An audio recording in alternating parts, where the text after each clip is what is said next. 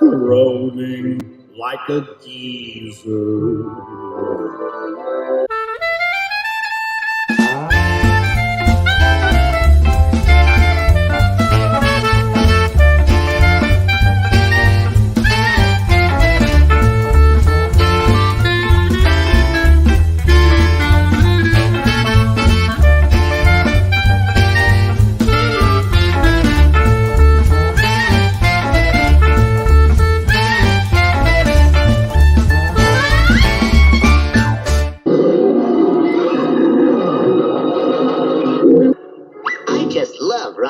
Especially on a lovely spring day. There's nothing like a motor ride to relax one. Through winding roads, past the green meadows, and down shady lanes. Shut up. Shut up? Why, cite me. You don't think I'm the kind that would keep blabbing. Some people never know when to stop. When I'm told to shut up, I shut up. Shut up, shutting up. Shut up, shutting up. That has nothing to do with today's show, but we do say that a lot on this show. So I thought, since there's no animated Calvin and Hobbes clips that I could put on the tail end of our intro, I went with that because you can't go wrong with Looney Tunes, right? So anyway, welcome back to sort of a day late and a dollar short edition of Graybeard's Studio. We're going to go back to Wednesdays starting next week, but I had to help move furniture out of a small mobile manufactured home and going to the dump, going to Goodwill. It was literally all day. And my back, my aged back is killing me. But here I am. See, I'm making excuses already in case I don't perform well. But let's bring in some people that also generally don't perform well. So I feel better about myself. Ladies and gentlemen, it's David Williams. There he is. Also known as Batman. Because that's all I'm drawing today. I know. You see, I knew it doesn't matter what the category is. It's like David's like, yeah, I'm doing Batman today. Okay. You know, I told Kelsey when he came up with these ideas, and I thought this is really going to be challenging. And I did say to him, this might break David. So you didn't even give it a chance to break you. You were just like, I ain't dealing with it. I'm doing Batman. So that's right. All right, we'll see how it all turns out. Let's big round of applause for Gary Martin. There he is, gotten his G-Money. Shut up, shutting up. Shut up, shutting up. Shut up. January, and yet you have illustrations of horror and terror behind you. Is it horrors? What does January have to do with that? Well, that's exactly my point. Is like those should have been like drawings back there for in October, shouldn't they? Horror is yearly. It's round the clock, baby. You should know that. Well, that's true. It's Horrors always work year round. That's right. There's always good time for horror. Let's bring in a guy. I was going to say, speaking of horrors, but I thought that's not very nice. I'm not going to say that, but let's just say a guy with a mighty beard, ladies and gentlemen, Kelsey Shannon. I feel like I'm being watched. Oh, I am. Oh, hello, everybody. What's up? I thought you were going to do hand puppets like here for a minute. Somebody's watching me. Hello. Yes, I am the Sasquatch. Look at the paint. Where did all that come from? You actually do have real paints. Yeah. No, I got these from what's that? Temu. So I got like crap loads of paint for even less than you can get at the dollar store. Oh my gosh! Wow. You know, I know where all the deals are, my friend. Apparently, I went on to Blix the other day, and I was looking at Gary's busting again. I was looking at the paint sets, you know, the cake paint sets, the ones that you're famous for, and that David talked me into buying from Hobby Lobby, and they're like 50, 60. Some of them were like over $100. And I was like, Kelsey would never. No, never. So did you buy them for me or what? No, I didn't. I wouldn't even do it. I was like, if I'm going to spend that much money, I might as well get tube watercolors. Why get these little cakey things for like $60 for like 12 colors? And I was like, are you kidding? I mean, I suppose they're good, but nearly everything I got was hand-me-down. love it.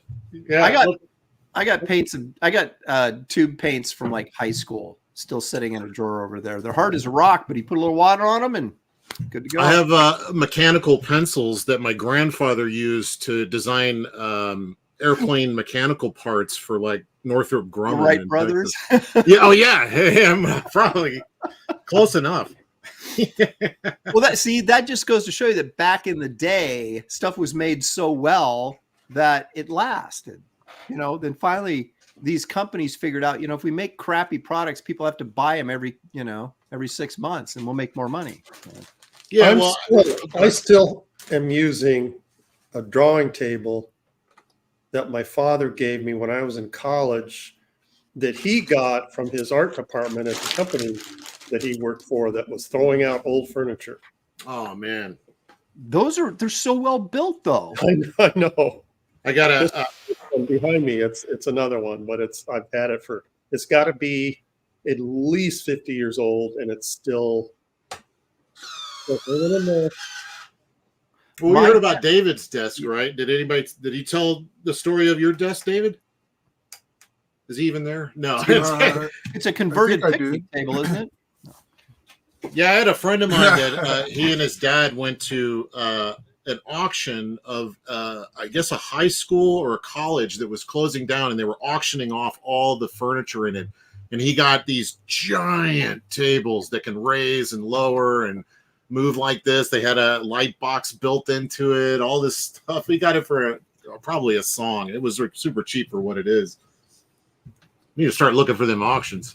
I know, because this stuff is getting less people want this stuff with the, everybody going digital now, that it's like trying to find flat files. If you can find them, though, they're dirt cheap. So David, I want one of those so bad. Oh, dude, I've got 4 of them. Oh, can I have one? Yeah, while you're drive it over to you. While you're handing them out. Dude, if you check, I don't know, do you guys have like what is it called? Craigslist or whatever, right? Yeah, I've never been there, but yeah. You check on, you'll find people like old I don't know, it's graphic departments, but architects. They'll be blowing this stuff out because they'll have tons of these flat files that they're not using anymore because they don't do it the same way.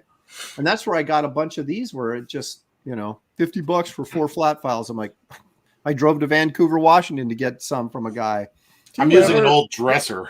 Did you ever see like prices on art furniture and catalogs and stuff? That stuff is just obscenely expensive.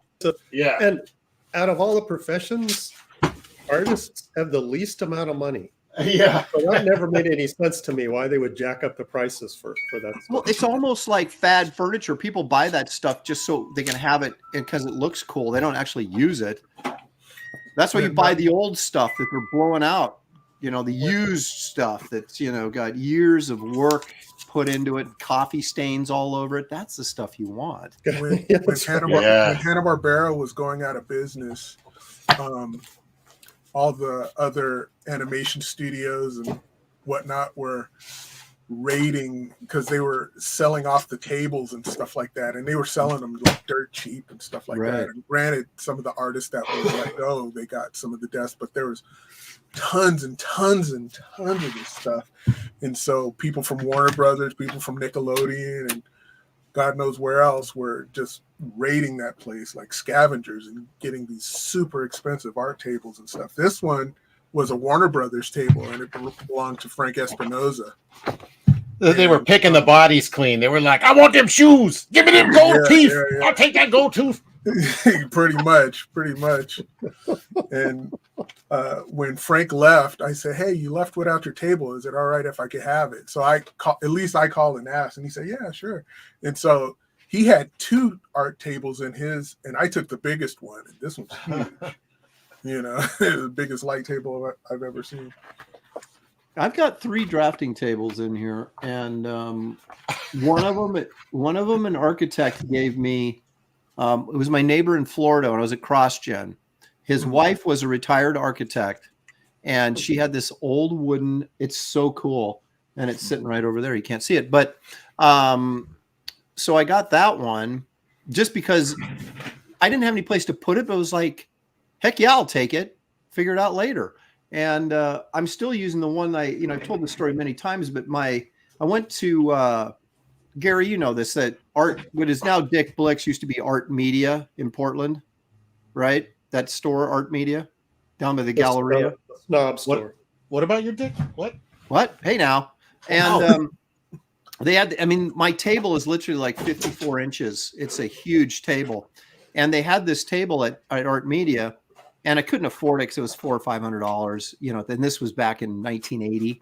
And so my dad and I went in there, and he measured everything, and then he went home and built it for me. So I'm still using the drafting table he built for me when I was 16. What a dad! Yeah, the tape measure is all he needed.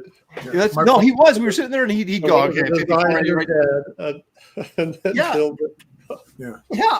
And I felt kind of bad because we're like kind of trying to be stealthy in the art store, like measuring this thing with the intent of just making our own. And stealthy. He's over there with a tape measure. What are those guys up to? I saw this new desk that good. You're getting flack for mentioning that you had to go all the way to Vancouver.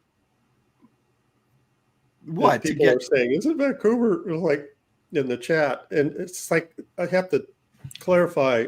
People who live in the Portland area, even though Vancouver is very close, they consider Vancouver like the country, and it's like an outing to go to it. So that's where Aaron's coming from. It's a 30-minute drive. It's like people that live in Manhattan. If they live in Midtown, they're never going downtown. Everybody comes uptown. Right. It takes forever to get around. I mean, if you're in a cab, it's not bad. Or it's the other way around. Everybody goes downtown, not uptown.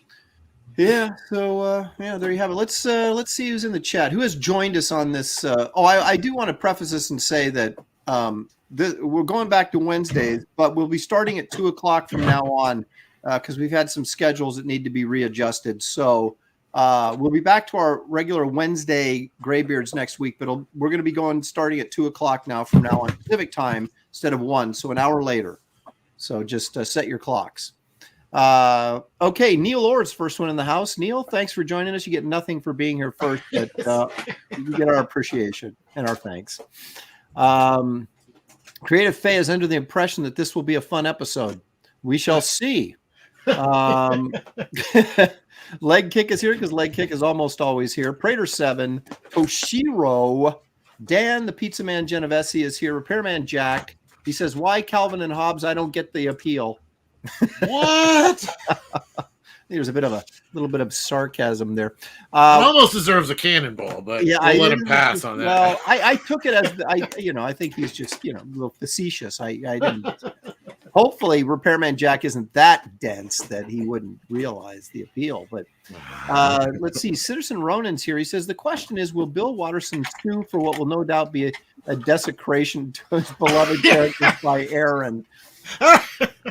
Is he a suing kind of guy? I don't know, but wait a minute, like the guy we all know and love. I'd like to cannonballs. Desecration by me. I elevate things. Okay, it's an elevation factor. It's not a desecration. That's funny. That went right over my head. I was thinking about Watterson. Eagle-eyed Aaron there caught that one. Yeah. I'm sure this will just become a part of the next make fun of Aaron video that Kelsey's preparing right now. There is so many examples. I'll have it for centuries. Actually, I know that was a hilarious video. So it's like David showing off his bedroom pillow. Yeah, dude, you've been working on this forever, haven't you? Yeah, it's getting there. Are you still working on it, or you worked on it forever ago? Wipe that dust off. Oh, okay. He's still modeling, but that's cool. So you're going to make your own cowl eventually is your idea here. Well, it's going to recast this whole thing and put it on a larger sculpt. David's an OG cosplayer. Yeah. My goodness. Look at that. Well, that's true. Actually, he was, because you were like Spider-Man, weren't you, David? And met Stan the Man in your spider suit and everything. He's on TV jumping around at the premiere. I was that too. Oh, I got to walk the red carpet. wow. I love that story. So good. David Williams has the most amazing life stories. Don't you mean you ran the red carpet as they chased you away? Yeah, exactly. No, Exactly. not at all. Get out of here. They thought I was an official Spidey, but I was just a person who was in the bleachers, and they said, "Hey, come on, walk the red carpet." And we're like, "Okay." And then someone realized, "Hey, he's not with us. Get back in." Yeah, get back in the bleachers where you belong. Wow. I got interviewed by Telemundo. In Spanish. It was funny. Television. Did you have to speak in Spanish though? They wanted me to. I was like, Okay. Hola, me llama Spider-Man. My homie and personal rival says that Spidey walks like Shaft. yeah, exactly. All right, let me get through this here again here, and let's see, where are we at? Leg Cake is here, because Leg Cake is almost always here. Citizen Ronan, okay. Marcus Killigrew, the purveyor of all things pop culture knowledge, is here. Let's see, Geek Avenger. Hail, folks, I'm busy in another stream. Oh, but I'm keeping tabs here. Hail, all of you, my troll brothers. Double so duty. you can't give us your undivided attention, Geek? Okay, Right. I see how it is. Nomadaman is here. No, did I say that? Nomadaman. Yeah, Nomadaman. Birdman Burr. He says, let's have fun today, like we don't every week. Is like, what is he trying to say? Can we have fun today, please? Yeah, the day. Yeah, today the day. That's usually what we ask Aaron before every show. Can we have fun today, Aaron, please? I'm like, no. Yeah. Good. While you're at it, spit out that gum. Yeah. Set up straight. We're professionals, damn it. Put that cigarette out. John with no H's here. Heat Miser. The Vespa guy. Hail the chat and the Graybirds. Now, is Vespa guy, are you the Vespa that sent me the gift? I have to show a gift here in a minute that yeah, I'm not going to say your real name just in case you don't want people to know it, but I'm pretty sure it's the Vespa guy. Aaron, you realize you just showed off your big boy pants. Yeah, well, no, these aren't pajamas. They're like really kind of fine sweat. Stop doing that. Stop. High-end sweatpants. Is that Stop what it. you're Oh, my God. They were expensive 20 years ago when we got them. I'm going to cut together all the shots of you walking around your room while we're doing the show. Yeah, Like you're not even paying attention. Yeah, there's a lot of it. Well, while you guys are getting your paints and your tools ready, I am actually running around because I've been prepping for the show all day, and then I have to get my stuff together. So that's what happens. You take on the extra responsibility of hosting. See, I got no comeback for that. Thank you. I know. that. That's right. I'm just I'm trying to get the pity vote here. As long as I don't have to do it. Robert Brink is here. I have to prep for the show. I have to decide if I'm going to brush my teeth or not. Yeah. That's always is like, do I do it after the show or should I always brush my hair right before the show. Look good That's on right, camera. You never know when you might dip your head in there. Jughead Grayson is here. Prater 7. Captain Bip. Oh my gosh. Captain Bipto. Antonio Rascelo. That's pretty close, I think. Slacker 23 is here. Robert Doan Pills is here. Fane Lowlife. Fred Chamberlain. Eric Hutfels, my homie and personal rival, Ellie McComicsgate. There's your boy, Kelsey. There he is. Carry the 5, divide by 2. Lieutenant Hughes. According to Henry Bemis, Aaron, you brush your arms before the show. Well, if I get to that, we'll see. Stat Zero is here. How about that? Oh, hang on a second. There he goes again. What the? That's a super cut coming. You know it. I promised my wife that I would shut the door because I'm so loud, and I forgot to. And I thought, oh, I'm going to get busted here in a minute. So I ran over before she could get me. The dog is warning you. She's coming. She's coming. She's coming, man. Shut the door. Let's see. Demon Eye says, Gary, that rights and reproduction is just incredible. It is indeed. It is indeed. Thank you. Holy Hand Grenades says simply Kelsey. Oh, okay. Hey, hello. That's me. Yeah, there it is. We can. I almost verify it. forgot. Thanks for reminding me. Yeah, that's right. We have people in the chat here to help you out. Pedro Ang is here. Let's see. Spambot, Stippling Vaughn. I heard Kelsey shops for art supplies at yard sales. Yeah, a little bit. Yeah, old brushes. Look, I got a collection here. It's my yard sale brush collection here. Then I got some old brush story for later in the show. These might have brushed some teeth that I don't want to think about. Yeah, exactly. Phil Devereaux is here. I love that name, Devereaux. I had a private eye named Devereaux, and like a story when I was a kid. That was you spying on your ex-wife? Yeah, exactly. Right. Mr. Devereaux, I need you to keep an eye on. Let's see here. Blue Boy Comics is here. He says, hey, chat and stream folks, delivered and collected payment on an oil painting that took 3 months today. Everyone get out there and create. Look at that. Good for you, Blue Boy. Nice. Let's see. He also says he's hyped for the show. Henry Bemis is in Vancouver, just over the river from Portland. It is. You should know that, Henry. You're from Oregon. I'm sorry. I'm laughing at something somebody said in the chat. You'll get. I haven't got there yet. Okay.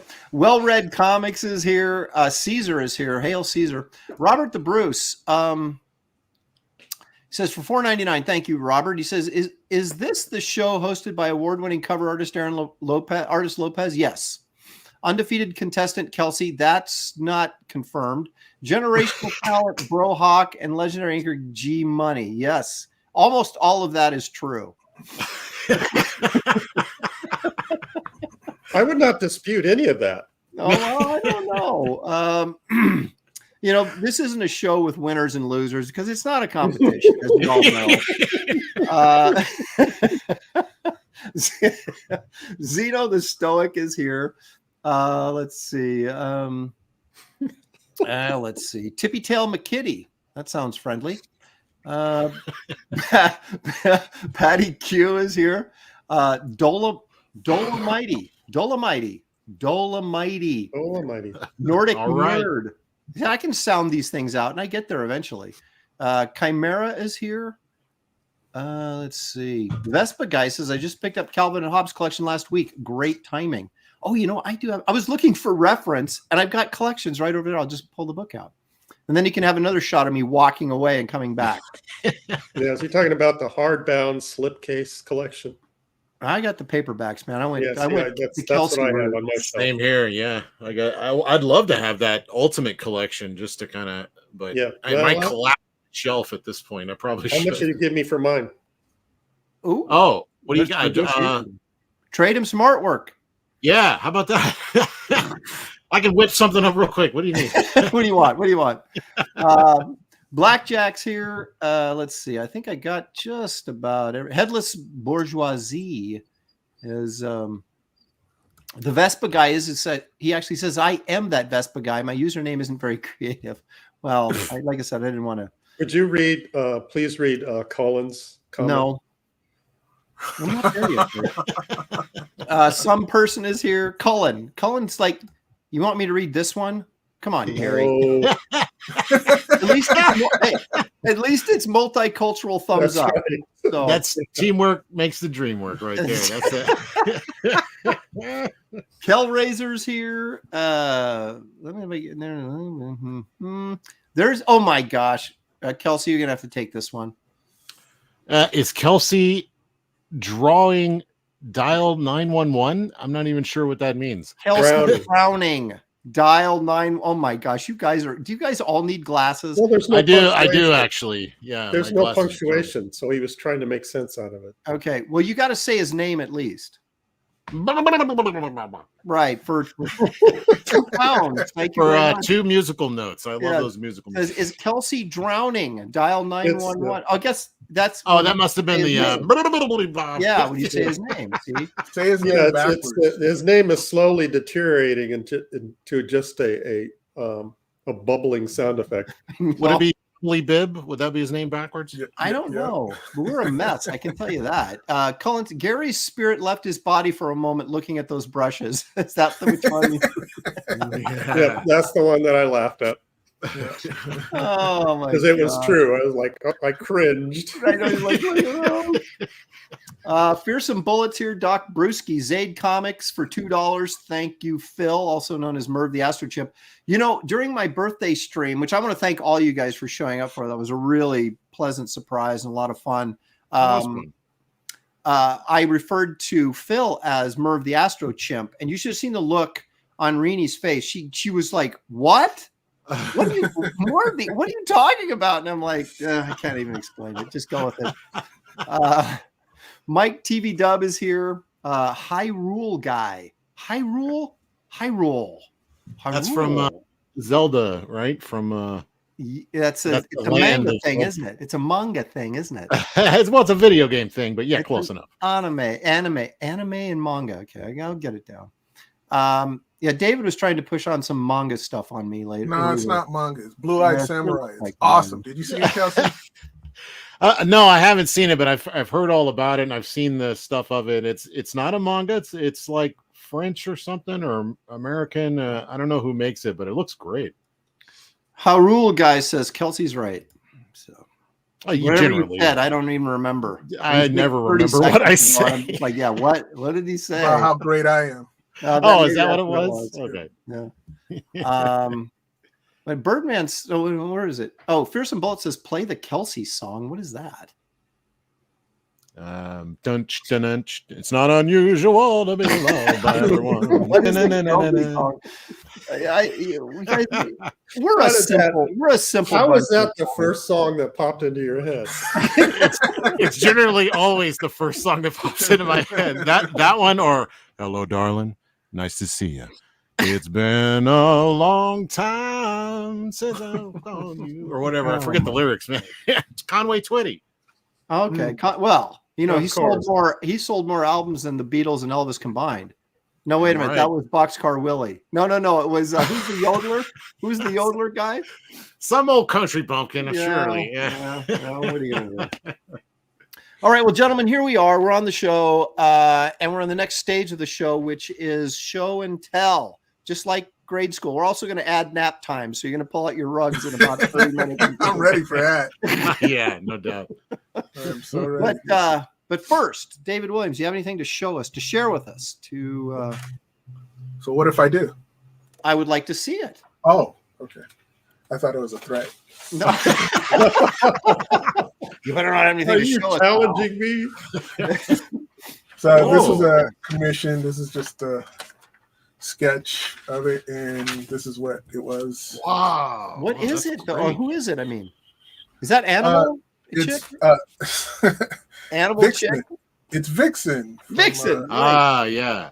Yeah. So that's cool. And you got the tiger or whatever leopard back there. Leopard. Oh wow! Oh, I didn't even see that. I thought you were doing Jaguar for a second. No, that's what I thought. Yeah, a little blast from the past. Look at that. No, I saw the little necklace there in the '70s disco collar, and I went, "Wait a minute, that's that Animal Chick." God, the way you did that, was that a leopard? Is that what that is? Yeah. Yeah, that is so killer. Yeah, I love how you just kind of integrated into the old speed lines there. Very nice. Very knowledgeable. Like you know what you're doing sometimes, David. Yeah. And you remember this. This was I saw you. Oh, yeah. I want to see the color version. That was great, I thought. Oh wow. God. Now is that gouache?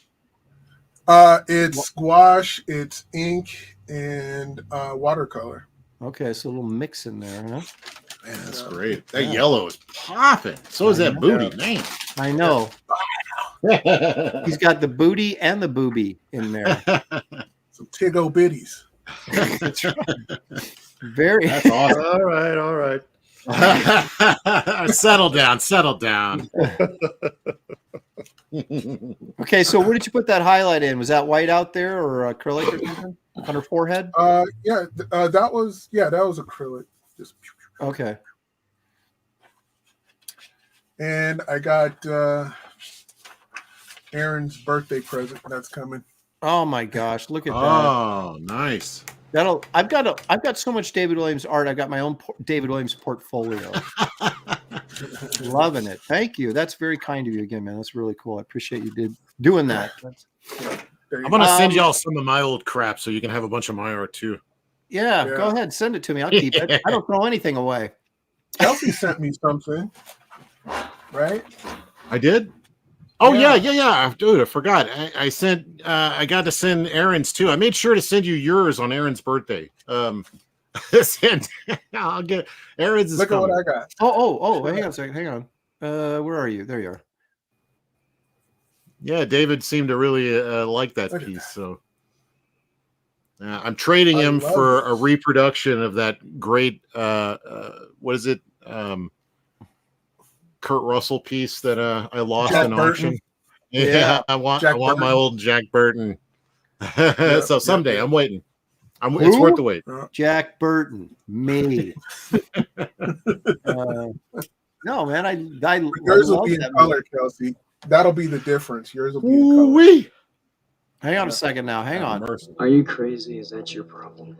There it is. Jack's with us. Fantastic. Okay, nice stuff, David. Gary, you'll want to share this, I guess. Look at that. Oh my God, that is. Yeah, I finally decided to do a companion piece. I've shown the Bride of Frankenstein, I don't know, a couple months ago, so I decided to give her a companion. And this one,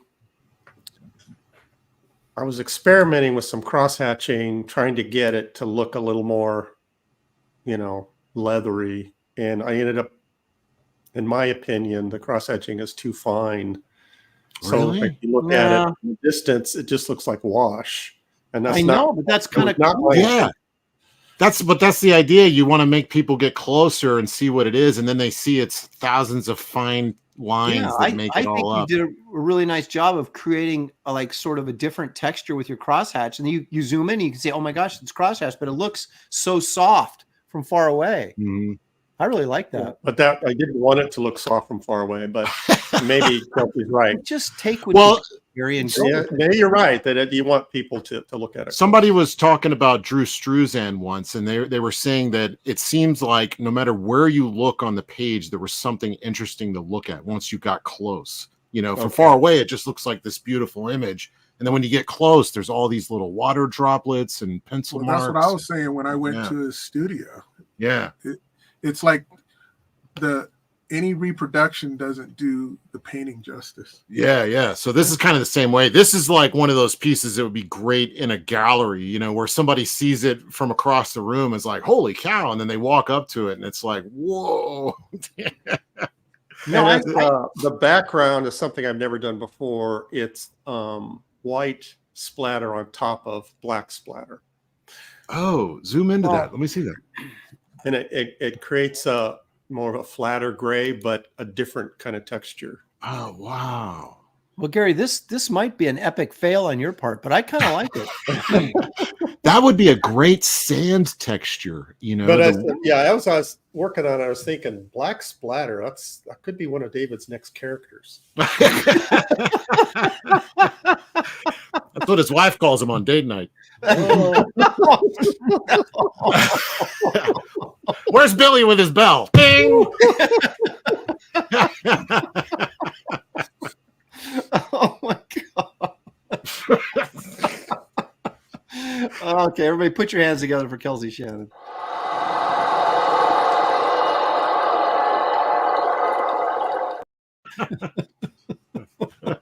Thank you. I'm here all week. Oh my gosh, that's good. All right, Kelsey, you certainly must have something you want to share with us. Well, I just want to share this piece from last week. I always like kind of showing off last week's thing, so that to prepare people just in case I screw up this week. Remember, I was good at some point. So can't win them all the time, but this is one of those that came out okay. I really like this piece. It's when I do pieces like this, I'm like, why don't I just draw like this all the time? Because it's so much fun. And it's so fast looking, and it just is a joy to do, and hopefully it comes out, to other people. But when you get doing like the real thing, you get bogged down in the details. Oh, Toth has got to rolling over in his grave for how awesome this is. I get stage fright a little bit, so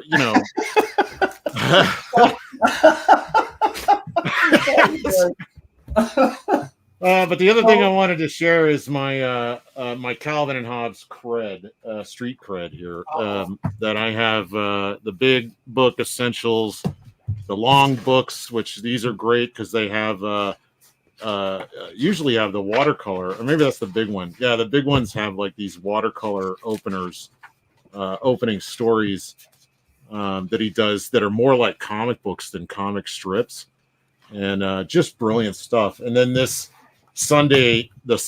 Lazy Sunday book is where he did this amazing spaceman spliff story done in ink and watercolor, and it's all done in a way that you've generally never see Calvin and Hobbes. So I'm trying to get you guys inspired to kind of think outside the box. Isn't this ends up him reading a comic book or something? No. This one, okay. So see, this monster comes around the corner, he blasts it, and it's Susie here getting blasted with the water gun, and then he runs, and then Mom comes out, and then Mom is like this thing, giant alien. I've seen this before. Maybe I have this book. I don't know. Yeah, he runs and hides, and then he throws a last-minute grenade. Splashes Mom. Of course, he gets captured, and now he's got a whole new plan to escape the prison. Brilliant. I mean, he's one of the best, one of the absolute best. One of the things I was going to do I couldn't find the clip I was looking for, though, was you guys are familiar with Chuck Jones, Ralph Phillips cartoons, The Kid Who Daydreams. Oh yeah, yes. Those are great. I thought that was so appropriate for this kind of Calvin and Hobbes. It's very, very similar thematically. These imaginary worlds he creates and ends up getting himself in trouble because he's. Yeah, some person says Kelsey's got something on his mind. I do indeed. That's why I was kind of showing you this to think it doesn't have to be straight, rigid squares. You can make it, think outside the box a little bit, because that would be in the spirit of Bill Watterson. Right. That's true. But often trying to break out of that mold. Once again, Kelsey going, playing 4D chess with the rest of us. I was going to go straight 3-panel. Now I don't know what I'm going to do. Well, you could do the Sunday format. There you go. Well, that's even more panels than Gary. Thanks. Yeah, but it's larger though. It's not. It's more work. So basically, how much stuff can I look up while I'm doing this Sunday coach prep in 2 hours? Your voice went up an octave. Yeah, exactly. I'm getting a little tight down there. All right. I do have a few things to share as well. So I'm going to switch over to the old Razor Kaio. Now, this is what I did. You guys might remember this is what I did last week. And I finished it up though. Put a little color background in there, a little orange, as is my way. I like the orange. Oh yeah. Add a little bit something to it there. Good counter to all the blues and greens and stuff. Yeah. So there you go. That was my completed winning project if we were keeping track last week. But we're not. Competition. Those calves still creep me out, but a little bit. He's a little thick, isn't he? A little thick and meaty. But your monster guy is on point. What's this guy's name? Is this? It's Jekyll and Hyde. It's Mr. Jekyll, Hyde. yeah, Mr. Hyde. It's just perfect, so perfect. I think it was Hyde and Hare was the name of the cartoon. Now, okay, I got a couple other things I want to show you. That. Oh, wait a minute. How did that get in there? It's not a competition, folks. This is an award-winning cover. I don't know. Stuck to the back of the artwork. Yeah, I don't know what. Oh, it's a wraparound cover too. This is really nice. Hey, you can't keep a good cover down. You can't. It's an award winner, and I would highly recommend it to anybody that is into award-winning art. Might want to pick that up. Let's see. I drew Except there are no winners or losers on this show. That's right. I drew a monkey. Hey, it's Phil. It is. It's Phil. But actually, here's what I wanted to show you guys, and this goes with the. I got to find it here. This goes with the brush story. Not really a brush story, but well, actually, it is a brush story. Gosh darn it! What was I talking about? Yeah. What the heck are we? I just got to share this. I'm sorry. I got to move some stuff around. You got a very crowded desktop. Very crowded desktop. All those award-winning books on your desk. Yeah. Yeah, exactly. Okay. Ooh. So I did a recreation of Spider-Man, the cover of Spider-Man 14 for my son, who's been bugging me for a year to do this, and I finally got it done. All that lettering makes my head swim. I know. And they did this on every freaking issue for like 2 years or 3 years in the early stages of Marvel. Every book just had like, I mean, why even open it up? They've written the whole story. I know. They have to tell you everything that's going on. Yeah. I love it. That lettering is great. The little guys in the background. Yeah, right. Hey, look at these guys. Yeah, right. Yeah, we even got these guys in guys right there. How big is the original? Yeah. How large is the original? 11 by 17. I didn't get too crazy. Yeah, wussy. Yeah. Didn't go twice up. Come on. Oh, wait a minute. He's your son, for crying out loud. Yeah, exactly. Well, you know, he's got his existing frames. Okay, so what I did was, and Gary will verify this too, because we talked about this many times years gone by. I found a new brush that I hadn't used, an old Raphael, but I hadn't used it. Oh my gosh. Inking this was just a breeze with that brush. And I was struggling so much with these other beat up brushes. And it's like Gary and I used to talk about back when we were in the studio together in the 90s. It's like when you get a bad brush, you're suddenly like, I can't ink anymore. I suck. You never blame the instrument. We're so insecure. We think I'm losing my abilities. And then you get a nice brush and suddenly all these feather lines are just beautiful again. And you're like, I'm back. And that was kind of the feeling with this. It was just like, wow, because I'd been using that brush pen to ink with a lot, and it's kind of clunky. And this, oh my gosh, I could just get the fine lines that I wanted to get, and it was no problem. So anyway, so that's I'm kind of afraid to get one of those brushes now because it might change everything that I'm doing. That's right. You couldn't go loose anymore. Change everything. It might.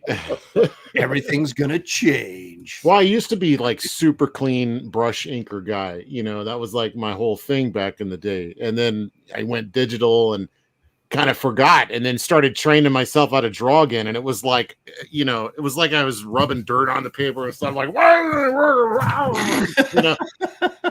And then, so now I've kind of developed a whole new thing. And if I went back to those sweet old brushes, it would change everything. So I'm like, maybe I shouldn't. There's Gary's favorite guy, Wizard Sleeves. Nice work, Aaron. Thank you, Wizard Sleeves. I appreciate that very much. Eric Hutfeld says Aaron needs brush Viagra. Okay, I've got to share. I got a bunch of birthday presents. All right. And the Vespa guy or what the heck? I can't even remember. Gee, thanks for the present, whoever you are. Yeah. Well, it's Vespa. That's right. It's Vespa.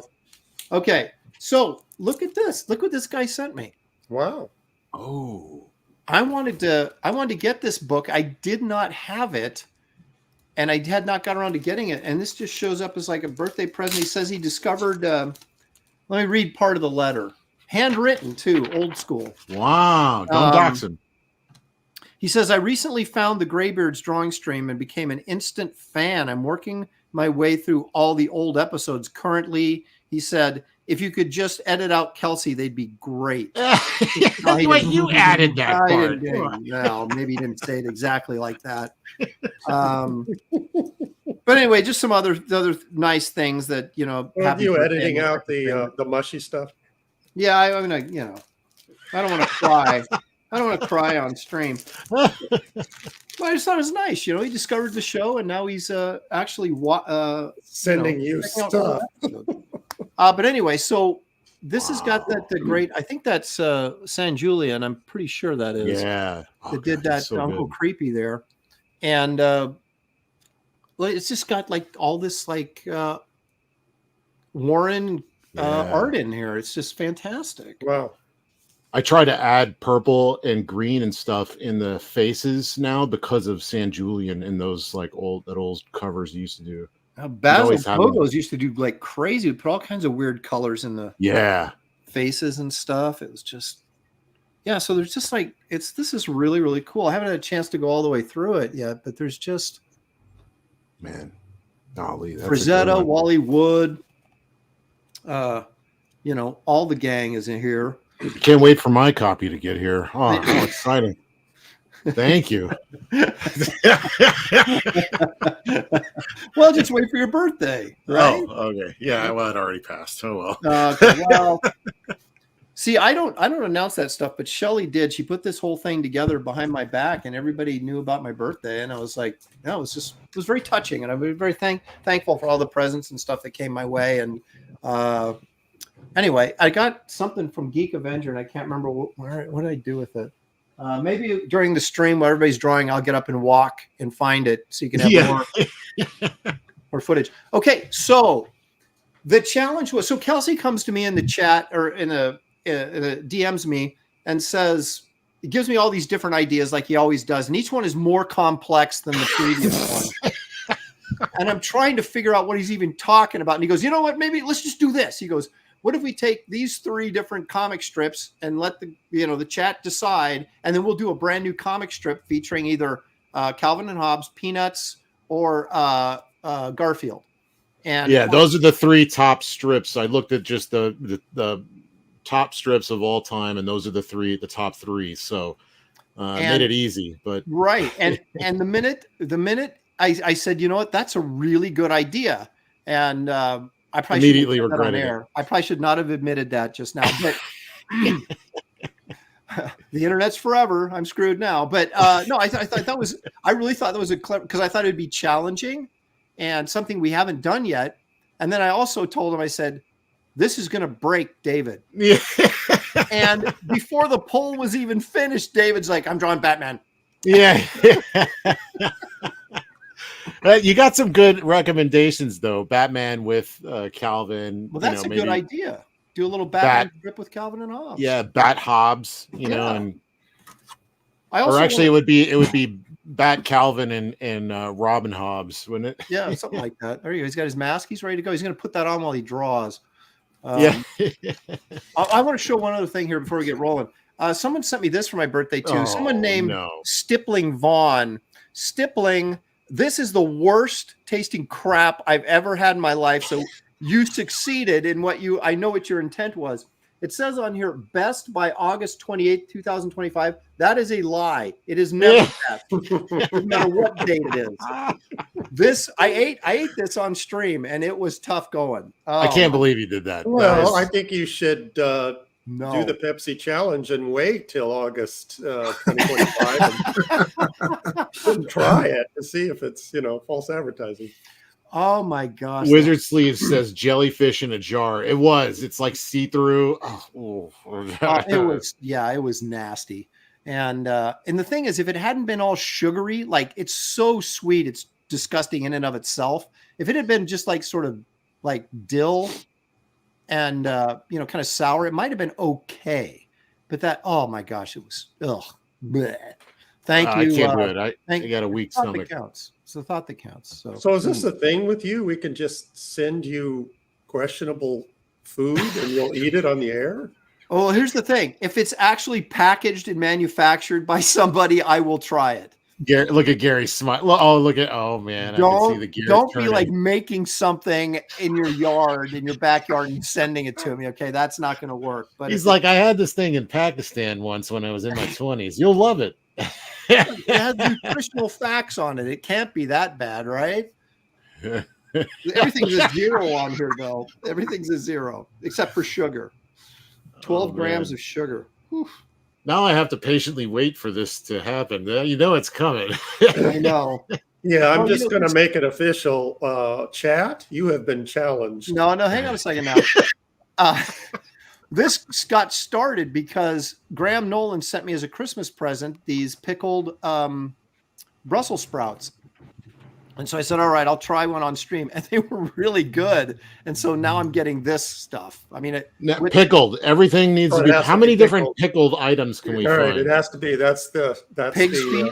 Pig's feet are next. I mean, what? You know, my family loves pickled pig's feet, and I hate that. Every time they start munching on them, oh god, they look pretty disgusting. And what do they do? Chicken beaks too? Is that a thing? I think chicken beaks are. Well, then there's that one thing you get. I saw one of that guy that goes to different countries and eats crazy stuff. There was like an egg. Isn't that the guy committed suicide? Yeah. Oh, maybe. After I saw this, it was like an egg that was fertilized. So when you crack it open, it's got like a baby carcass in it of the bird. Oh, dude, something like that. Oh. There was some guy who's like this bald guy, short, stocky guy, does the same thing, travels around. And he was in some third world country. I don't know where it was. I think it was in Central America someplace. I don't know. But they took the intestines out of some animal and they were full, if you know what I'm saying. And he cooked these intestines and they ate the crap that was cooked in. Oh, my gosh. I was like, no, thank you. This is why I don't understand. Like, people are like, oh, I'm going to eat chocolate covered ants. I'm like, I'm fine. I'm going to eat me a pork chop or something. Right. I'm good. It's good enough for me. Some mac and cheese. Well, I don't want my food to be an adventure. The leftists want us off beef and start eating bugs, right? At least us peons, the elites, they still get to eat the beef. But that's how it starts, and then it's Soylent Green. Yeah, no. That's what we're one step away from Soylent Green. All right, gentlemen. All right. Time to draw. Yeah, let's get this. Yeah. Gary's like, I got things to do. Let's move it on. I got millions of tiny lines to ink. Come on. I want to read an appropriate comment in the chat. Andrew Hayes says, I got a King Art number 10 brush on Amazon. Steve Root says it works just as good as Winsor Newton brushes, but holds more moisture. Andrew, thanks for that tip. I've never heard of that brand. I'm going to try it out, and I will give a report. What was it called? King Art. Number 10. He says he got it on Amazon. Number 10? Well, every manufacturer has a different numbering system. True. That's true. Thank you, Andrew. I'll be right back. I got to get some coffee. Ugh. I'll be right back. I got to go get a whole meal. Wait. I'll be right back. I just want to leave Aaron by himself. I'll be right back. I just got to leave. But I want you guys to know I never leave you, okay? I'm here for you. I'm going to draw frames. And also, Geek Avenger, I'm going to do your birthday present on the Sunday show because it's more appropriate for that than it is for this show. So in case you were wondering if I was forgetting you, I'm not. Okay. So we're doing Calvin and Hobbes. And I know, Kelsey brought up a very good point, which was that we can really sort of think outside the box on these because that's what Bill Waterston did. Quite famously was not follow the standard newspaper strip guidelines, I guess would be the best way to say that. I, however, though, am not someone who thinks too far outside the box.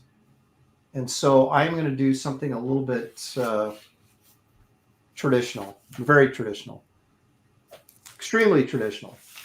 In fact, I'm just going to go ahead and say it's going to be traditional. Now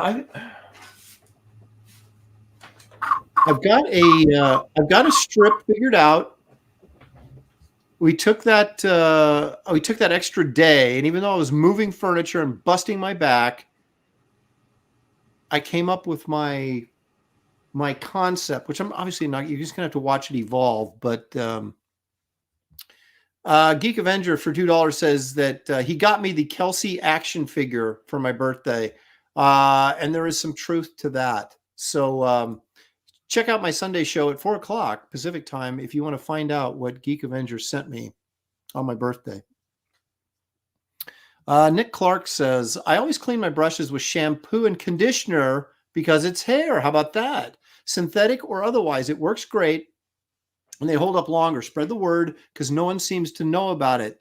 Now, we were taught in all my painting classes that I had in school that we were supposed to like take dishwashing liquid or something and wash our brushes, whether it was, oil paints or I do that with ink brushes.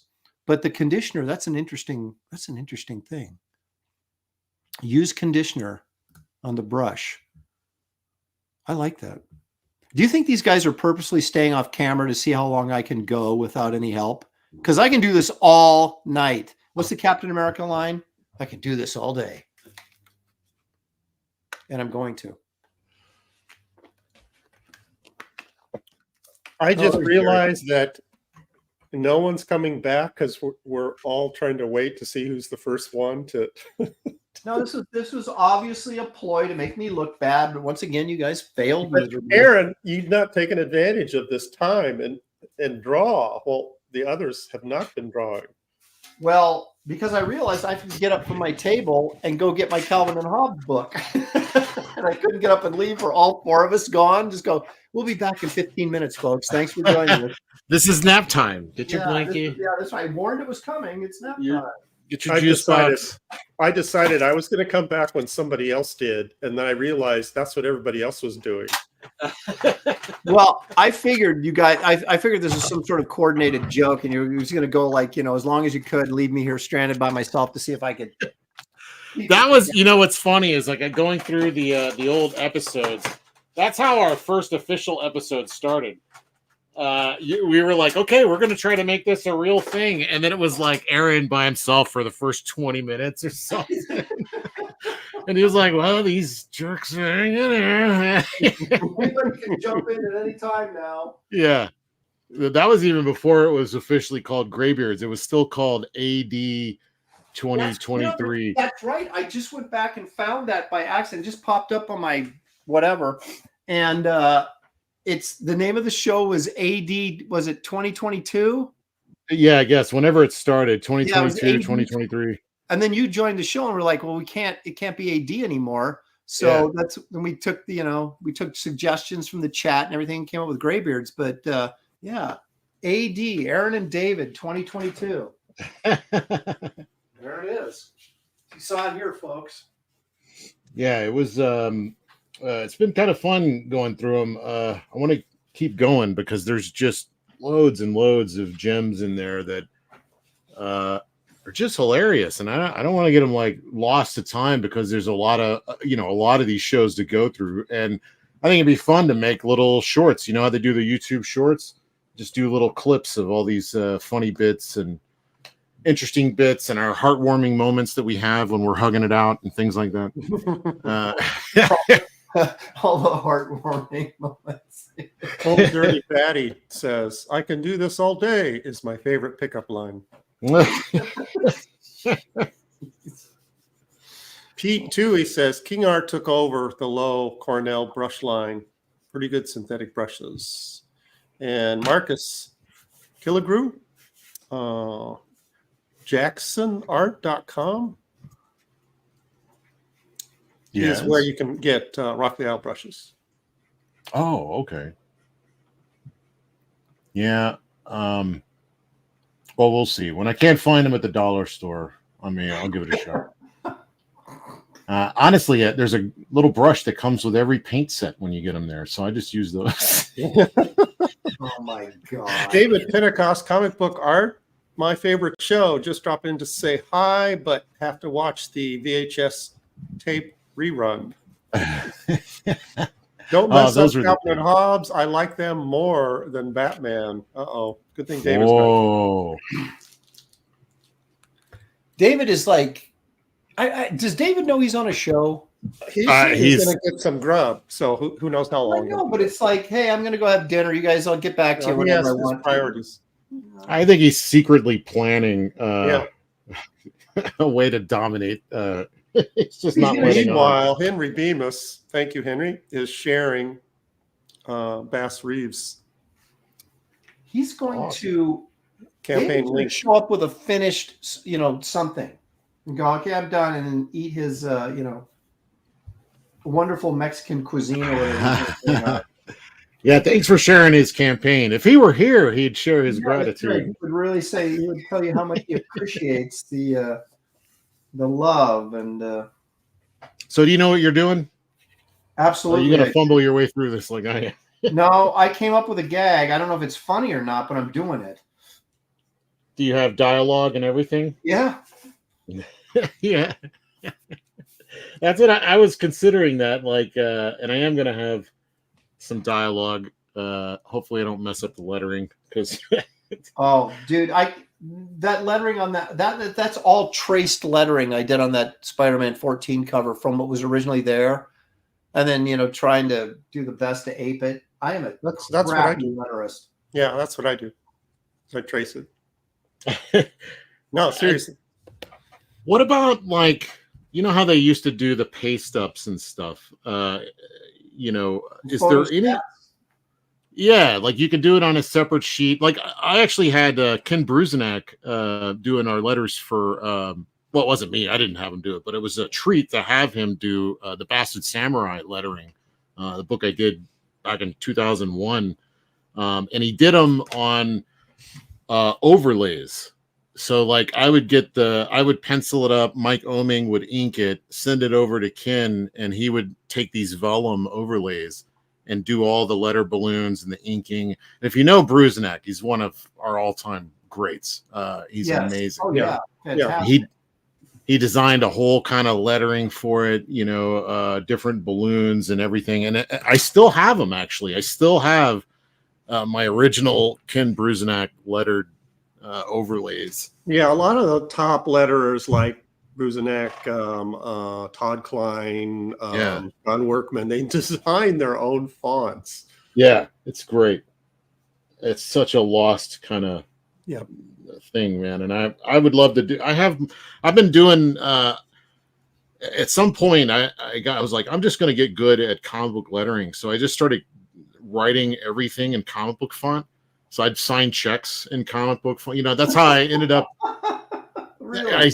If anybody's gotten a package for me, they can see how I write the address and everything. It's pretty much my handwriting these days. So it's all in an effort to be better at comic book writing, but instead it's just made my handwriting worse. So that's the trade-off, I suppose.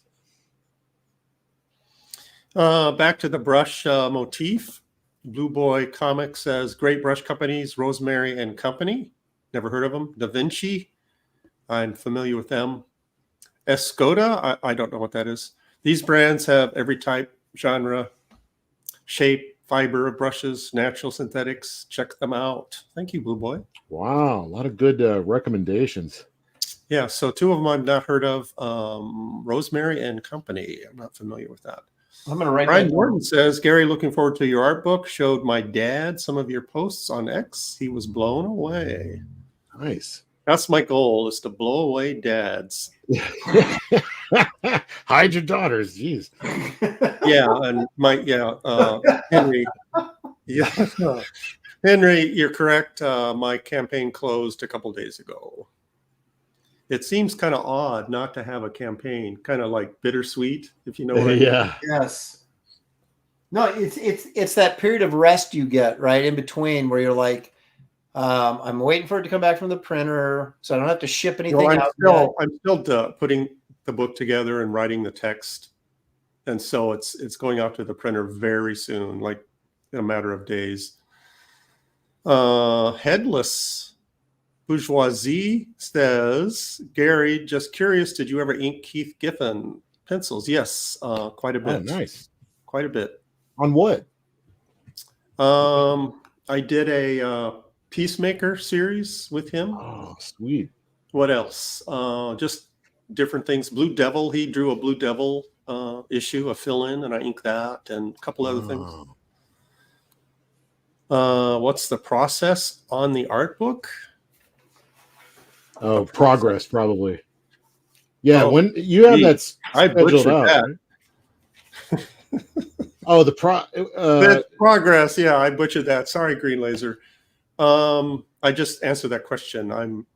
All the art's collected. I'm writing the text, and that has to be edited, and then I have to assemble it, and that's it. Then it goes to the printer.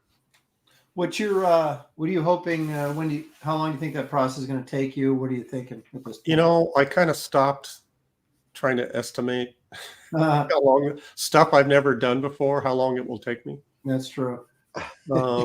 I'm probably halfway done with the writing of the text. I'm writing a bunch of captions, not for every piece, but for a lot of the pieces. Well, like when you say captions, meaning explaining what it is. Yeah, explaining like this technique, or what I was thinking when I did that, or that kind of stuff. Mm-hmm. And what's the not, final page not count? for every piece, but for a lot of them. Right. What's your page count again now that you did your last piece for it, right? Yes, there's going to be 124 illustrations, and it'll be a 130-page book. Let's see. Yeah, Wizard Sleeves, like I say, a lot of it depends on how long the printer will take. I don't know, but it's days away from me sending it to the printer. So, okay, Kelsey, I want to get your opinion on something. I went and you probably didn't see it, and so that'll end the conversation quickly. But well, let's just go ahead and get to that part. I finally okay, it's over. Thanks for joining us. Yeah, I finally got to see Once Upon a Time in Hollywood. Oh, the Tarantino. Yeah. And have you seen it? Yeah. Okay. All right. Yeah, I've seen it. Give me your impressions. I thought it was fun. I liked the things I like about it were the being in LA in that time period were really interesting. I thought he painted that really well. I really liked Brad Pitt's character a lot. He was interesting. A lot of subtlety in his kind of development of who he was and stuff. And stuff like the Bruce Lee stuff. I'm a Bruce Lee fan, so I'm calling bullshit on that. But it was still kind of a fun scene. It was fun. Yeah, it was a lot of fun. I liked it. But as with a lot of like Tarantino's later movies, I'm left wanting somehow, and I'm not sure what it is. But since my favorite movies of his are like Jackie Brown, Pulp Fiction, usually ones that he's actually co-writing with other people, which are interesting now that I think about it. Or not co-writing, but at least Jackie Brown was based on a Elmore Leonard book. But I love this first one, Reservoir Dogs, and I don't know, it was interesting, but I almost found the end, his like revisionist history thing. Yeah. It's like you feel like, yeah, like Inglorious, and I called that years ago as that might be this next thing, this next genre that people indulge in is revisionist history, and I called it. It was right, but I find myself like, yeah, I'm rooting for the idea that the Manson family get what's coming to them and all that, and or Hitler getting burned alive in the thing. I mean, there's a catharsis that kind of comes with that that's interesting, but there's also like, I don't know, it makes me feel dark inside. I don't know, but I don't know if that's what it is, or if it's just the way his dialogue is going or something. But I don't know. I'm hit or miss on it is my ultimate thing. Long way around saying that. Interesting. I felt it was okay. I love the nostalgia part of it, right? Yeah. And so that sort of carried me through because I talked to people that necessarily aren't caught up in nostalgia, and they were kind of like, this movie is slow, it's pointless, it's plotting, all those things. There's like independent scenes in like the Bruce Lee scene that was in and of itself were entertaining, but had really nothing to do with anything. Yeah. But I thought, so I was so, I don't know if enamored, maybe too strong of a word, but with the nostalgia of everything I was seeing, that it sort of made, oh, David left and now he's, there he goes. What? I didn't leave. I didn't pop you out. I don't Kick know. him out. Was he winning, Aaron? Was that the thing? There's no winners on this show. So I was watching these scenes, and I was like the whole movie going, what's going on? Where is this going? What's the point of any of this? And so I was asking myself that question, but at the same time, sort of enjoying the ride. And I found a lot of times you have to make up your mind at the beginning of the film if that's what you're going to do. Right. It's just like if you make up your mind at the beginning of the film, I'm just going to enjoy the ride, then I enjoyed it a lot it more makes than you less analytical and well, I thought I will say this. I thought he did some masterful storytelling, or I guess we'll call it masterful storytelling things where it was great. Yeah, where he would like, you'd have a line of dialogue and then it would flash back to the reality, or it would show you the scene of what they were referring to that happened earlier, and then it would just come right back. I love that scene where Kurt Russell is talking to DiCaprio in his trailer when he's trying to get Brad Pitt some work, and Kurt Russell's like, I just don't like the guy. He's like, he killed his wife, and DiCaprio's like, oh, come on, and then they cut to the scene with Brad Pitt on the boat and his nagging wife, and he's sitting there with a harpoon gun. A harpoon gun sitting on his lap. His wife is just bitching at him nonstop. She gets up and starts facing him, and he just kind of looks up at her, and he has the gun sort of pointed at her, and then it just cuts. Yeah, leaves it up to you. That was exactly. pretty brilliant, actually. It was hilarious. But those kind of things, and there was a lot of that in there, and different. He would just go back and show scenes from DiCaprio's, the spaghetti westerns, or that TV show. What was that TV show he was in? Bounty Hunter or something like that. Bounty Law. Yeah, Bounty Law. And I got a kick out of that stuff, and I did sort of like DiCaprio's journey as an actor. Yeah, that was interesting because they even had that part of the movie where you're watching the show, or the movie where he's like the villain in it, and right. And then it would stop in the middle of you watching the scene, and it would be behind the scenes, in the same shot. I've just never seen anything like that before. I thought it was really interesting. Yeah, I agree. And so there was a lot of filmmaking stuff in there that was really interesting. Oh, and the Jim Steranko director guy who was oh my gosh, yeah, he was the actor that played Spider-Man on the TV show, right? It's the same actor, much older. I think so. Oh, I didn't realize that. Now I'm gonna go back and take a look at that. Nicholas Hammond. Yeah, but I laugh every time because I'm like, hey, Jim Steranko. Steranko, baby. Yeah. Well, and I have to admit, I was like, I was sort of captivated by the whole Manson thing and how it was all going to work together. And like you said, the revisionist history, I was like, I do not want to witness, because there's a Tarantino film and it's actually pretty tame all the way through until the very end. It's kind of like the final scene, right?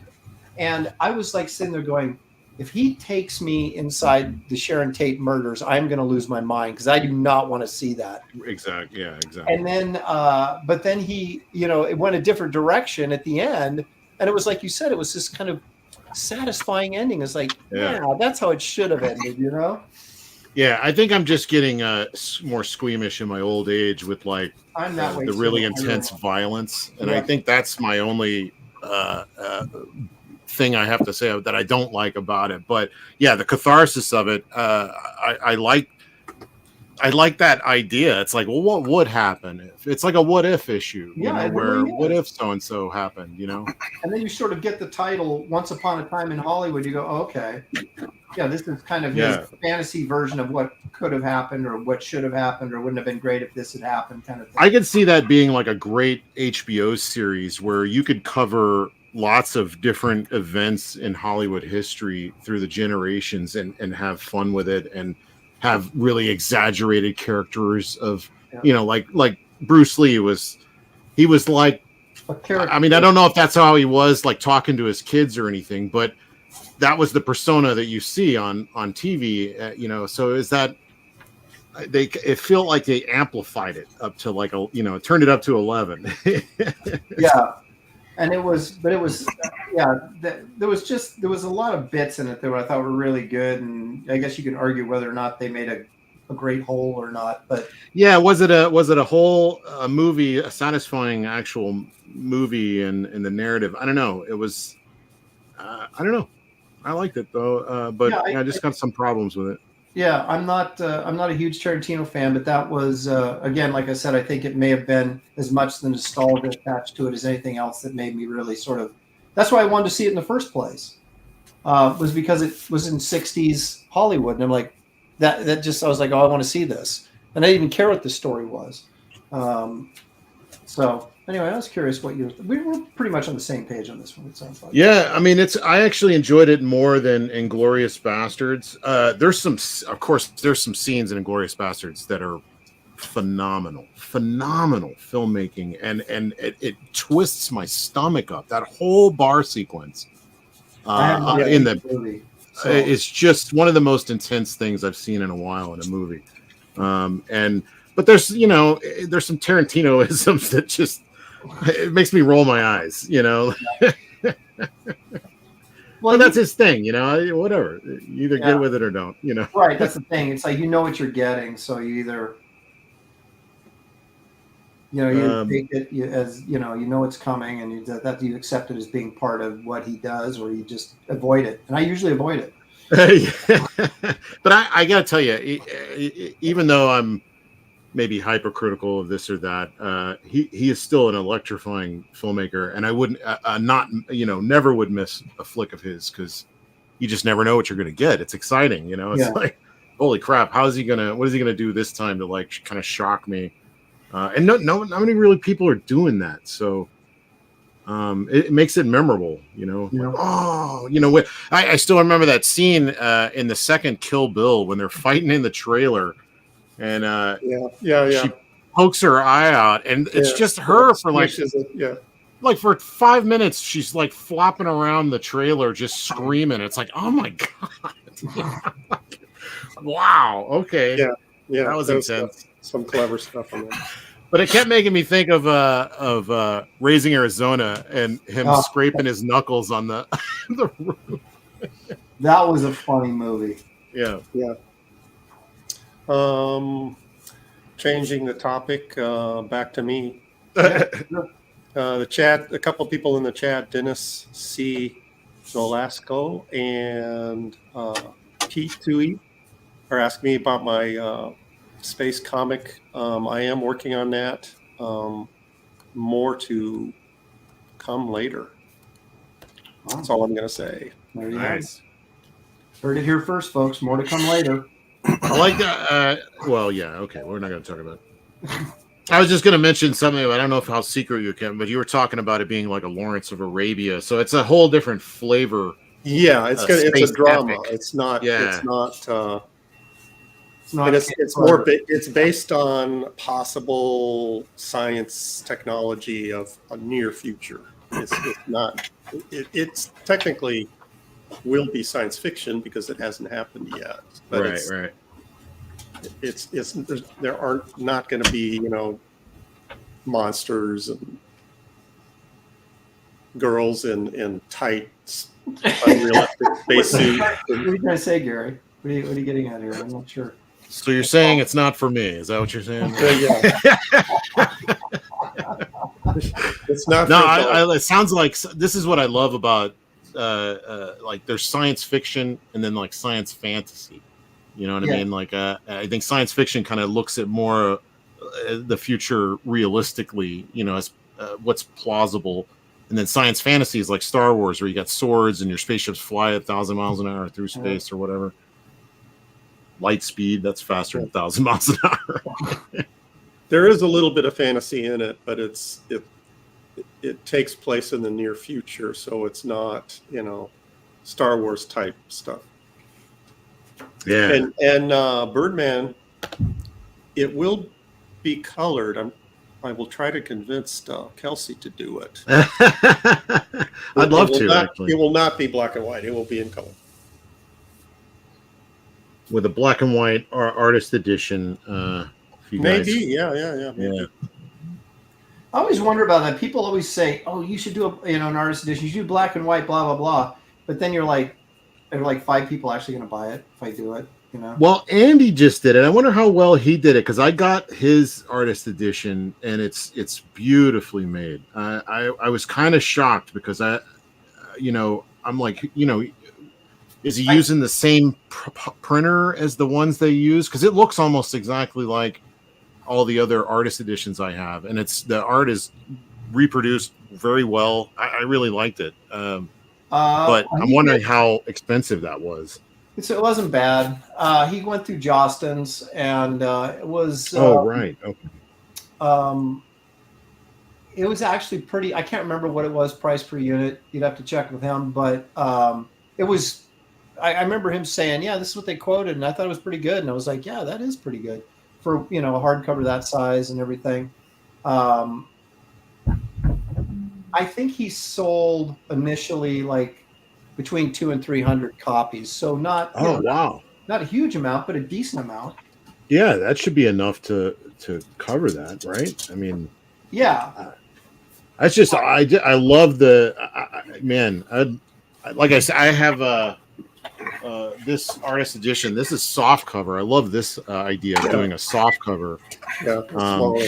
Yeah. But this is the whole book too. You can read the whole story in here because it has all the lettering on the board of the original. Like Aaron is like, because what are you looking at? He doesn't sell his artwork. Is that why? Yeah, he keeps all his artwork, so he had the entire series.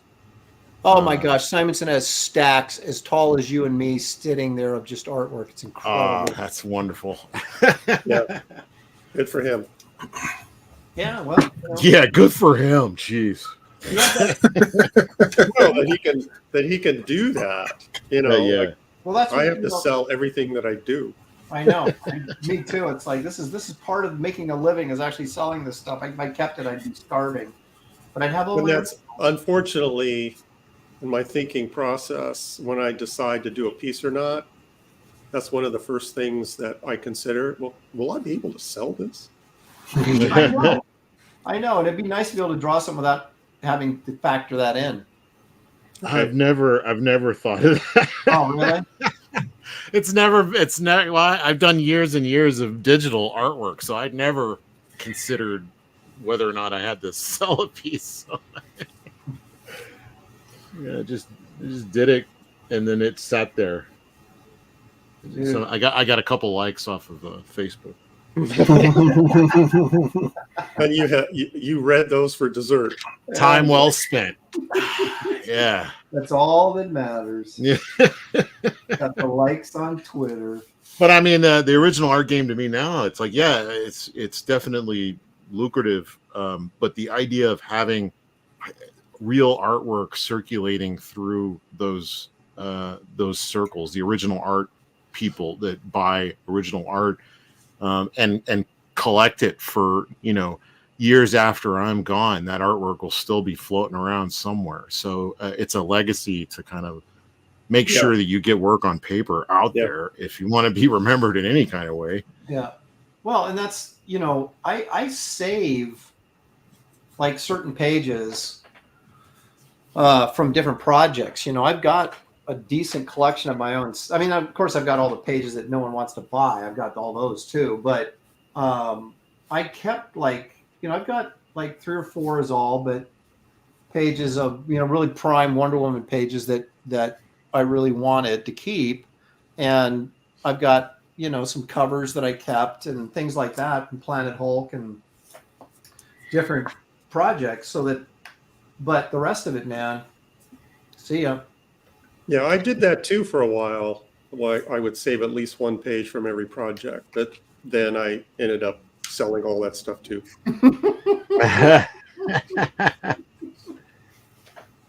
But I get, Aaron, you probably get this. David, you probably get this. And Kelsey, someone contacts you and says, do you still have any pages from that project you did 30 years ago? No. No one's ever asked me. Oh, no. Just imagine if they would, though. Oh, yeah. How That'd be exciting nice. that might be for you. No, I. Well, I was only born 15 years ago, so No, I That's didn't right. count. So you only, you know, you're a young man. I get sludge inquiries, you know, and I still actually have some sludge pages. I didn't save any of the covers though, which I'm kind of pissed at myself for not saving one cover. But you know, it's like Gary said, man, we were like barely getting by, and you're like, if I could sell this cover, I'm selling it. You know? Yeah, and we were happy to get it. Yep. Aaron, Yes. super chat time. Ooh. Leg kick for $5 says, Kelsey, you're supposed to make Aaron stop and show a book. Jeez, what a rookie move. It's not going to happen now. Yeah, that's true. I'm rolling, brother. I'm rolling. I can do that.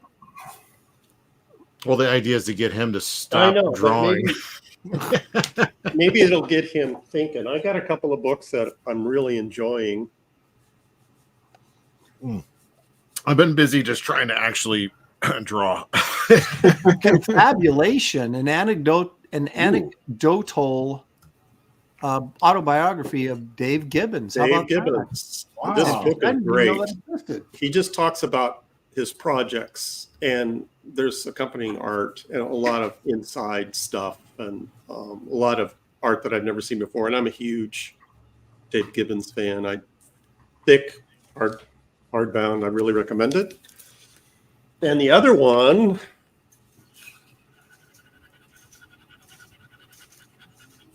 The Art of Art Adams. Oh, that is great. Is that the It's crowdfunded huge. one? It is huge. It's a Fisk production, John Fisk. I mean, it's Yeah, that's the crowdfunded one they did on Kickstarter. massive. Yeah, and it comes with a signed print inside.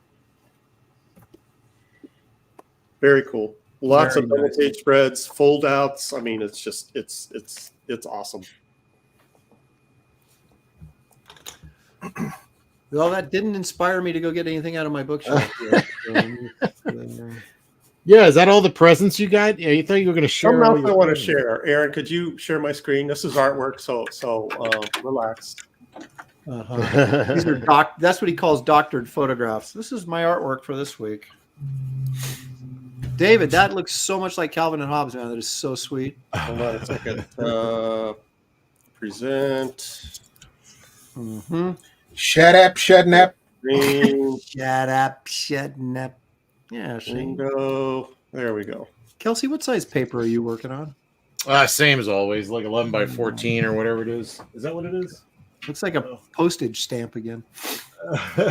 Oh, that's Panosian, isn't it? Yes. Yeah, 11 by 14. I just came across Oh, this wow. today. Holy I've smokes. never seen this before, and I didn't know who the artist was, and it's like, oh, that bastard. Mm-hmm. He's doing some really nice. I'm so impressed with This his stuff- work. Yeah, this piece just blows me away. I mean, there's so much going on in here, and the Mhm. coloring is amazing. What's with Incredible all piece. these awesome inkers like coming up and just blowing away regular pencilers? I know, it's been like, holding dude, it why would back, you- and then all of a sudden, Yeah, it's like you were inking Liefeld, now you're doing this. It's like, what? Yeah, just crazy good. So I just wanted to share that. Yeah. No, I see his stuff popping up on. I talked to him a little bit at San Diego. I said, "Oh my gosh, Dan, you're my new favorite artist." And I asked him what brush he was using, and He was gonna like, "Who are say you it, and again?" He never did. yeah, right. Sorry. And you are. Yeah, exactly. Oh, no, people know who I am, pal. I'm the guy that Used Never to hang out with lose. Terry Dodson at the booth. H is for Heretic for $2. D Whams or Kelsey? Any news from Allegiance? No, honestly, David, you heard anything? The last I heard is that they were finishing the colors and they're shipping, going to the printers this month. Oh, okay, good. Excellent. Excellent. I'm kind of like my brain is cooking on the dialogue here. That's why I've kind of shut down. Honestly, So you challenged us by having to do. Of course, you didn't challenge David because he's not doing it, but the rest of us are actually thinking, wait a minute, what's my dialogue here again? Yeah, I'm not sure if this is necessarily in the voice of Calvin and Hobbes, but It'll be what it'll be. It'll be what it'll be. It's our interpretation, right? I'm sitting here spending all this time trying to figure out how to draw like Bill Waterston, and the funny thing is, he has his own style, so he just draws, and it's in his style. You know, we have to actually think about. Oh, I'm not even trying. I'm not even trying drawing his style. I'm trying to incorporate a little bit, but I don't know if I'm getting it or not. I love it because it's so, his stuff has got so much energy. It's almost like Peanuts, but with like on steroids, you know? He kind of Kelsey, you're getting 2 questions from Nighthawk Warrior Comics. How's Kelsey doing on Nora Saga from Allegiance Arts? And That's done. Whatever happened to Red Rooster by Mitch? I think that's as far as I know, I finished Nora Saga. That's been shipped. That's been done for a while. We have a whole nother part of that story planned out for a long, actually 2 other arcs, but because of losing out on the distributor and not being able to get the books out there, not being paid for the books that we already had sold, they kind of screwed us completely on this. They've been trying to just make good on finishing up the stories that they started, and without the kind of capital that they had before, it's definitely a struggle. So after Bass Reeves gets sent out, I think they're going to go to what's the next one was what was the one? I'm drawing a blank here, thinking of CALVIN and HOBBES. The Futurists. I think they're going to complete that, and then Red Rooster might be the last one. I think. I don't know. I honestly don't know. This is me speculating based on just what I know. But I think that's good, making good on getting these stories finished. I mean, it's not like they are coming. Yeah, it's not like that they're due and people are waiting on them. They really love these stories and they want to get them out to other people that are interested. So I think they're going to finish all that up first before any other future plans occur for Norse Saga. So or any of them. And Nighthawk also says happy 60th birthday again to Aaron. Thank you. Hope you are doing well this year and had a nice birthday. I did one of the best birthdays I've had in a long time. Thanks mainly to you guys and Kelly for putting together just a really fun time. So that's interesting that you were surprised. I mean, I thought for sure you were peeking at stuff or seeing. I posted that video on my site or my YouTube, and I was like, maybe I shouldn't have done this because I thought maybe I would spoil it. She told me, she goes, stay off Twitter, and I went, all right, well, that's not hard. When someone asks me to stay off Twitter, I'm like, thank you for giving me a reason not to. So I'm really pleased that it was still a surprise, the whole thing. Yeah, I got it. That video you made was really funny. It made me look bad, of course, but it was, and obviously, a doctored, thing that not to be taken seriously. Oh no, those are historical record. That's right. I am pulling. There has been no shenanigans with the editing. Not at all. I would never do that. Never. Not me. But there's the one I wanted to do is a big. I wanted to do because you've said that throughout the entire series. That what I did was just the third episode. That's just clips from the third episode. So No, imagine this. Wait a minute, hang on a second. I said all that in one episode. Oh, I take that back. There was one line from I think the episode before where I was like, "Oh, it's coming, that's it," and then you didn't say it. I was like, "Oh," but then the next episode, that's when it was born. In the episode 3 is when it was really born. So yeah, there was a tiny bit clip from episode 2. The rest of that was from episode 3. That cracks me up because I told Shelly, I go, man, all the stuff he had to probably filter through to find those quotes. It was just one episode. I was that bad in one episode. Well, that's what I was telling Shelly because she was asking me, if I had a video or anything. I'm like, I'm trying to cobble together stuff, but I didn't realize how many episodes we have done. I was downloading episodes for 2 days, and I still I only clipped one. Well, we've done 54 episodes, Kelsey. Counting. I know, that's crazy. But there is one little bit. The one that I was going to do for your birthday is it was a New Year episode, and you were caught by the audience backdating your artwork. And I was like, that's perfect for his birthday. He's 60 years old, or is he? I don't know. He backdates artwork. That sounds. There's a birthday themed super chat for you, Aaron. Okay.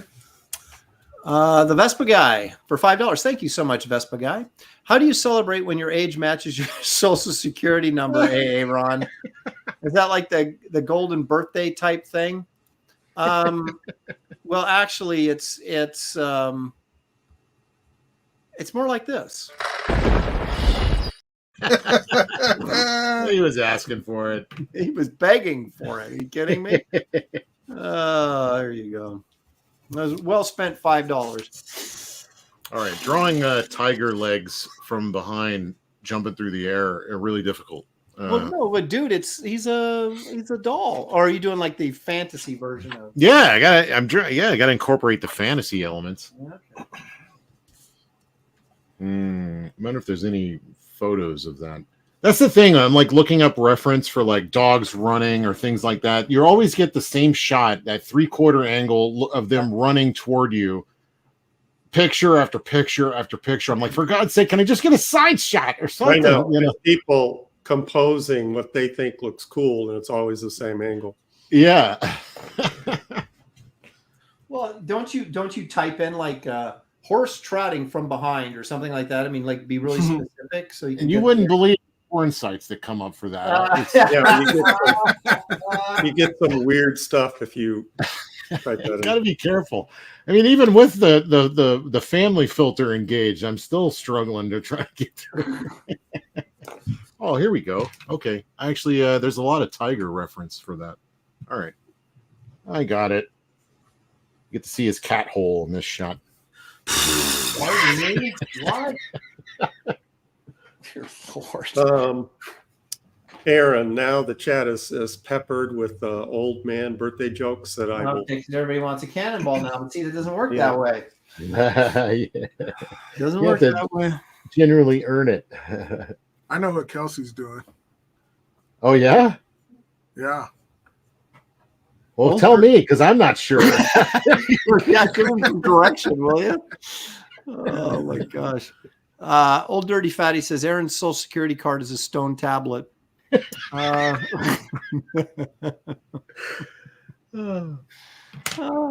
look at Robert Romano. This is the kind of commentary we need. Bill Watterson is one of my all-time favorites. See, it's a kindly, not pointed, comment. Just Robert being the nice guy. Did you read the whole thing? Well, I edited some of it. I'm not even looking, and I could tell something's up. Dad's Den of Pop Culture. Aaron's social security number is 1.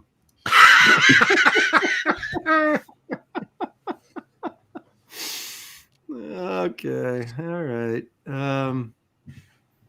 Some person is advertised Red Valkyrie art auction this Saturday showing Rod Looper, Odin Dasco, Sean Howe, Rini Draws, Luke, Aglietta. I butchered that. Aglietta, Shelby R, Rob Willis. Rob Willis does some really cool stuff. Kind of Finchy-esque in his approach. David Finch, I mean. Not David Fincher, but Oh, I love David Fincher. Ink Spots, Bill and Cat Mouse, Dan Dahl, Don Edwards. There you go. Don Edwards, of course, Don draws stuff.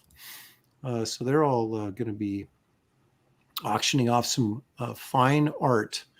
So you guys, that's Saturday. Angela Curry says, play it. Play what, Angela? What are we talking about? And what's that referring to, Angela? Yeah. So he can spend time playing whatever it is. Play the banjo. I have to have my daughter's record player now. And Nighthawk Warrior Comics says, that's awesome. Hope you all have a nice night. Good night. He can't take any more. He's out of here. Good night. Let's see. Some person followed up with Aaron's so old he taught Art Bear how to sharpen flint. I see why you're struggling to find things to read. Thank you, Gary, for watching out for that.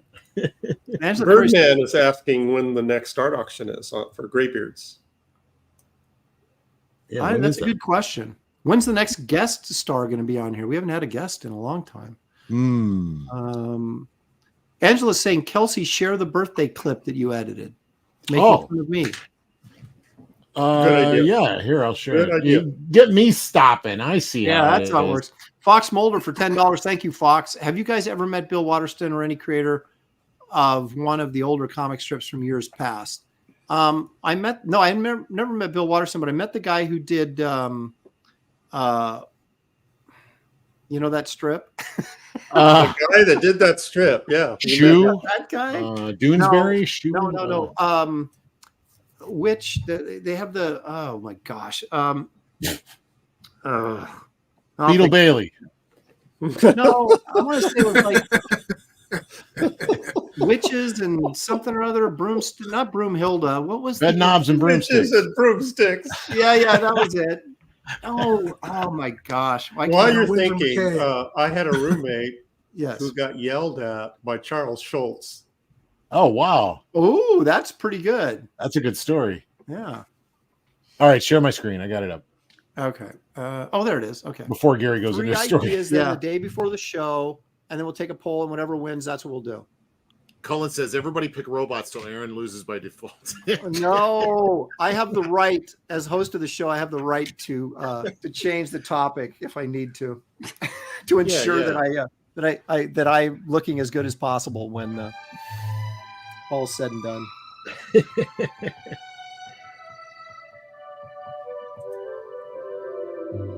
You're old. Right. It's not a competition, really, sort of. Like a geezer. It's not about winning unless I win. Nice job. That really looks nice. That's definitely third place today. I think you're probably tied for third with that. I determine the winner. And once again, I've won. You win some, you lose some. Hey, you know, there's no prizes. We're all winners here. Not really. Sheeple Hunter says it shows poor character to get it wrong and still take the win because I don't want to lose. That's what you get when you throw something together in 15 minutes, but at least I did it.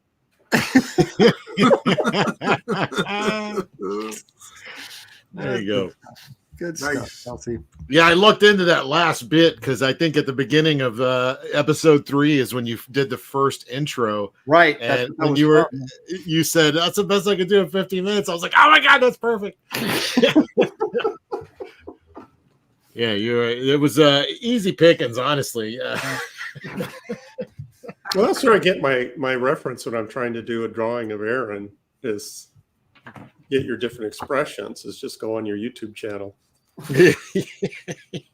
Yeah, I'm a very what do they call it? I'm very Italian when I speak. I have a lot of gesticulation, a lot of expressions.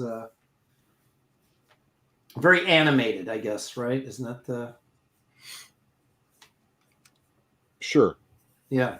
Well, that makes you feel better. So are you going to tell us the Charles Schultz story, Gary? Or? Oh, yeah. Oh, it's short. He used to live in a town that Charles Schultz lived in. The end. Excuse me. I'm trying to remember the name of it. It's south of San Francisco on the Oakland side, south of Oakland. It doesn't matter.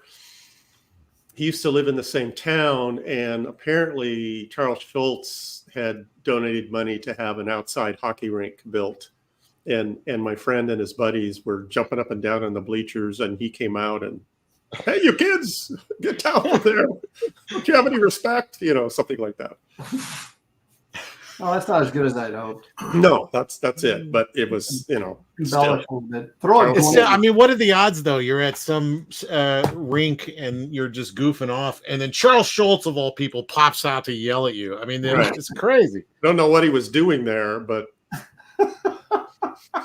Trying to enjoy Keeping an the eye fruits on of his- his labor. yeah, keeping an eye on his investment. I don't know. Yeah. Oh, boy. Maybe that's, you know, after retiring, that's all he does every day is lurk in the bushes and Yell at kids. Get over there, Right. kids. right. He actually hates children. It's a little known fact about Charles Schultz. So there's a lot more to this story than meets the eye. Got to read between the lines, folks. This is the same roommate that I dripped my toothpaste saliva on top of a watercolor painting that he was doing, Oh my god. and he just worked it into the composition because it was, you know, it was wet. I just imagine this like slow look at you, like, what the hell? What? Pretty much. I was brushing my teeth, hovering over him, watching him paint. I mean, do you mind? I mean, And I started laughing, and that's when it, you know, Sprayed. yeah, you were like, well, it didn't spray, it blotched. Oh, That's disgusting. all right. I think I'm finally ready to ink. Hopefully, it gets some kind of color on here. We'll see. Now, wait, are you going to do your lettering first or last? Probably, but that's part of inking, Aaron. Well, you got to knock in the balloons, don't you? Well, again, part of inking. You're just gonna go ahead and think that, okay, I'm gonna, okay, whatever. Here we go. Aaron's trying to figure out how to do his lettering. That's why he wants you Well, to I do know yours first. I'm penciling mine in because I'm like, I'm not gonna assume that it's gonna take up this much space and then start inking and realize that it takes up more space than I thought. Well, Kelsey's lettering, Aaron, and you're going to miss it. I'm not trying to copy his maniacal, ways. I'm just Maniacal ways. I like that. I'll look at the aftermath. Okay.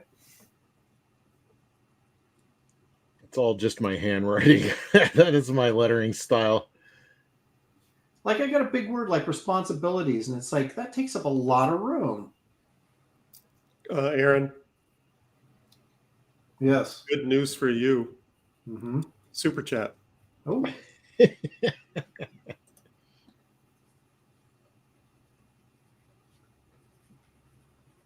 What is Aaron? Is he done? I am lettering something. Just give me a second. Leg kick for $2. Thank you, Leg Kick. Would it be okay if I shared a Kickstarter book? Sure, go ahead. If it's David Finch's, we're all for that. Well, you can share it. There's no guarantee that I'll read it. Charlie's London just woke up. What's happening here then? Just woke up. Charlie, we're doing our own Calvin and Hobbes strip. What's happening? Yeah. She's in England, so is it morning there right now? Or the UK rather, not England. I think it's 6 hours later than New York City, isn't it, or something like that? So it's 9 hours later than my time. Oh wow! So that's 5 hours. It's four. four. Never mind. Right? If it's 4 o'clock, no, it couldn't be. She wouldn't be up that late. It's got to be 6 hours. That'd be like Just 10 out of o'clock. curiosity, what's the minimum you can spend on a super chat? Is it like 5 cents? I have no idea. Yeah, probably. I'm not something like encouraging anybody to do that. I'm just saying that I don't know. I don't know. like you can guarantee that your Kickstarter book be read if you donate the minimum amount. Exactly, whatever it is. What time is it in England? 11:50 in London, according to Jay Lee. So it's almost midnight. So that's 8 hours from me, from West Coast time. So what? See, it looks like you screwed up already. What's that big black blotch in there? Oh, that's my evil sorcerer villain who's changing Calvin and Hobbes into. No, see, that's he's inking Aaron. I'm doing it all at the same time. I think his lettering got in the way of his art because he didn't plan it out with his penciling. Like What happened? What A little happened bit. to Aaron? What happened to? Oh, I'm not going to watch what Kelsey's doing. I'm doing I just happened to glance at the chat. My eye swept across the screen and saw that there was black splotch. I happened to glance at what. Yeah, I'll fix it in post. there you Color will have. That'll take care of a lot of that. Maybe we'll see. Okay, Lake Kick has shared the link to his Kickstarter project. Nice. What is he working on? No, The Marvel art of he's pimping David Finch? Finch's book. Really? Oh, okay. Wow. Finch has got a. The Marvel art of David Finch. Yeah. I'm going to check that out. It's good. Jeff Potts for $5, probably not the minimum, but we thank you, Jeff, for giving us beyond the minimum. Aaron drawing Calvin and Hobbes. Did the Thing make an appearance there? No, but Man Thing might in the background. So keep your eyes open, folks. Speaking of which, what time do we start to? We have about 30 minutes to go. Oh my God. Oh. I mean, fine. That's no problem. Son of a bitch. Yeah, that wasn't a sincere laugh. This might be old school flat colors. It might break out the inks instead of the the gouache. Make it look comic strippy then. That's all the time we got. DJ, did I miss any super chats? I don't think I did. Does Aaron? I think Aaron is Are they right. accusing me of being negligent, of taking somebody's money? I can't believe that. Evil One. Oh, that's where you go. Did Evil One have a super chat? Yeah, I got a Bill Watterson sketch my teacher gave me. Really? What? How did your teacher get it? Yeah, Evil One, I apologize. I did not see that. That's actually Just tell us really more. rare. You don't have to do the super chat. Tell us more about the sketch. And Yeah. Yeah. Because that's actually really rare. Right. Yeah, there's also another super chat from Anchorfist. For Hookamas? I'm making here, Aaron. Stop it. Anchorfist. Okay. I wasn't sure what you said. $2, Anchorfist. Thank you so much. This is the smallest and still say something. Okay. Okay, $2. Okay, good to know. I don't know. People could drop in $1.99, right? That's. Someone said $1.99 was the smallest. So that's, I was thinking if you could get away with like 1 penny, that would be awesome.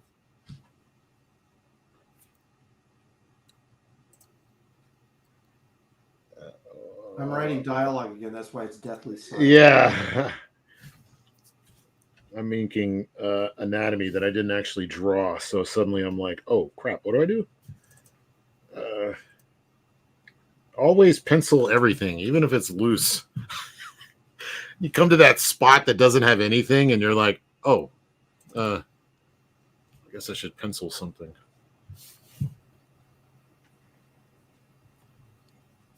Kelsey, how's the T-shirt sales go with your Scribbles campaign? How did that go?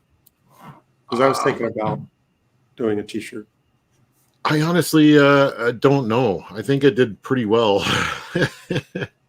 I haven't really done the numbers on the T-shirts and stuff yet. Wrapping up the books, but I don't know. Honestly, I'll have to go look. Pretty Aaron, good. have you done T-shirts? Yeah, many times. Very I think- successfully, by the way. Yeah, that Because should have I've been my always- answer. I'm gonna try that again. What was the question? Oh, I'm playing around with the idea of doing T-shirts, but the profit margin is so small. Yes, it is. If you share my screen, I've got one I've been thinking about doing. oh my God! Is this a setup? Here we go. Oh, No. Look at that. Oh, that's cool. Got to put some color in there, though, dude. Oh. I'm telling you. Wow! Maybe not. I don't know. That looks I keep cool. it just like that. Yeah, dude. That is a Yeah, cool that's shirt. I think you'd have some success with that. People like the sort of heavy metal feeling sort of shirts, and that definitely goes right. Heck yeah! Because I don't wear shirts with stuff on it, but I'd wear that. This Cool. piece is in my art book, and I was thinking about the next campaign of having T-shirts Well, of some here- of the pieces. Here's the thing you got to think about. You have a minimum order of, I believe, well, at least people I go through, but it's probably true to a certain degree, is 48, right? And you need to sell about 28 shirts to break even on those 48. So if you think you can sell 30 shirts, then I'd do it. Well, I think that number's reasonable because if you don't sell all those in the campaign, you could take them to Comic Cons. Right. And I've done okay with that. The problem is you just never know what size someone's going to need, right? True. So that's the hard thing. It's easier to sell them on the campaigns because people will tell you, I need an extra large or I need a 2X or whatever. So you order accordingly, and then you'll always order extras. And I do the extra orders based on what percentage people ordered of what sizes. So if one person ordered a small, I'm probably not going to order any extra smalls. But, if 30% of your orders are extra large, then I'm going to make my over orders, whatever that number of over orders are, it's going to be 30% of them is going to be extra larges. That's kind of how I do it. And it's come out okay. I've done fine on all my shirt. I haven't lost money on any of my shirt orders. I will definitely take that seriously. But I barely broke even on Garbage Man. I did well on Was the Garbage Man the white shirt? No, I did a white one which nobody bought, but that wasn't extra because you can switch colors of the shirts and it doesn't affect the as long as they don't have to change the print setup. They can change the shirt sizes and colors without it costing you extra. But if they have to change like the size of the print or change the printing in any way, the setup, then that's where you get just like regular printing would be. And but I did pretty good. I broke even on the green ones, the Garbage Man green shirts, and then the Wraith of God shirts I did well on, and then the Keon Werewolf shirts I just did really well on. Yeah. Yes, yeah, perfect for a T-shirt. Gnomsky says, I saw someone wearing one of Aaron's shirts, and the guy didn't even know who Aaron was. That's beautiful, man.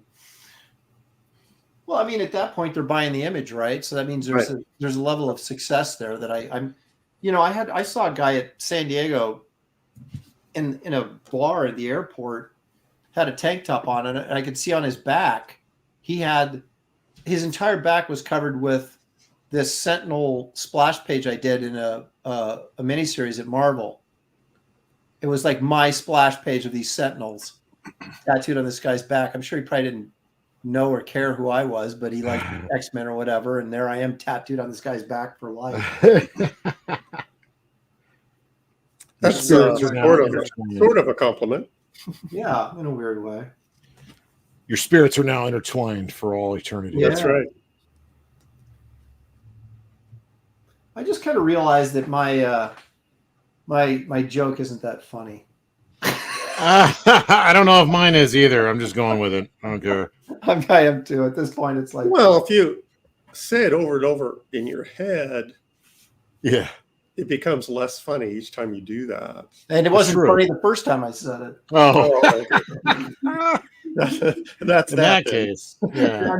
Now we got problems. See, I was trying to, but Trying to make me feel better. No saving face here. Okay.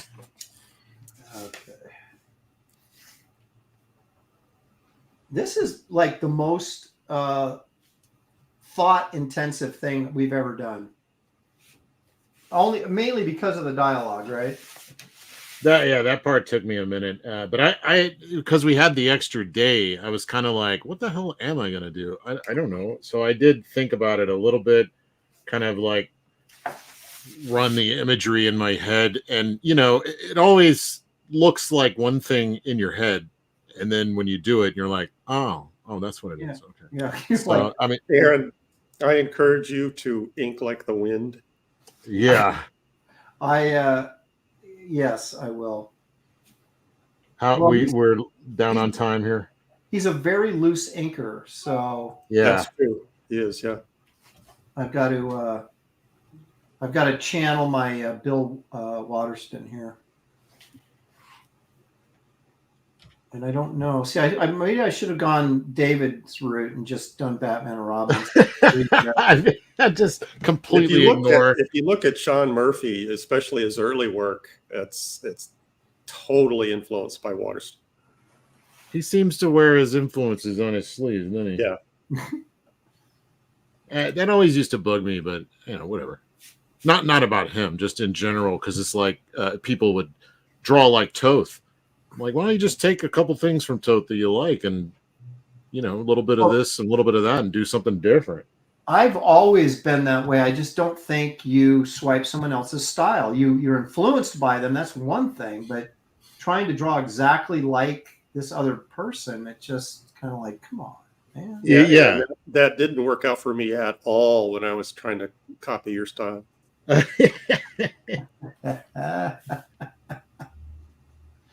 I don't think anybody's ever done that.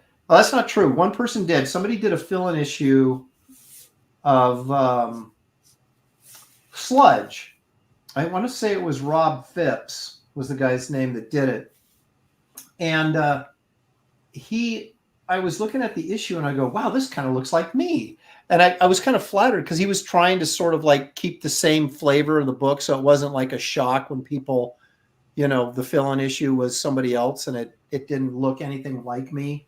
So he was kind of trying to ape me. And I was like, no one had ever done that before, and no one's ever done it. Well, I was very influenced by Sludge and stuff from what was it, Malibu and things like that. Yeah, so I had to pull out some of my stuff where I am actually influenced by what you guys are doing. So that might give you a little. I mean, it's terrible, so I don't know what that says about you, but or I know what it says about me. I was not ready. You're like, it's the one style that I really got. I was terrible, but I could really do your style, Aaron. Yeah, that was like a gateway into like, how to do it, the basics, the very basics. Yeah. No. I was really into that style. Like that clean, brush-oriented use of blacks, good lighting and things like that. I was a sucker for anything like that.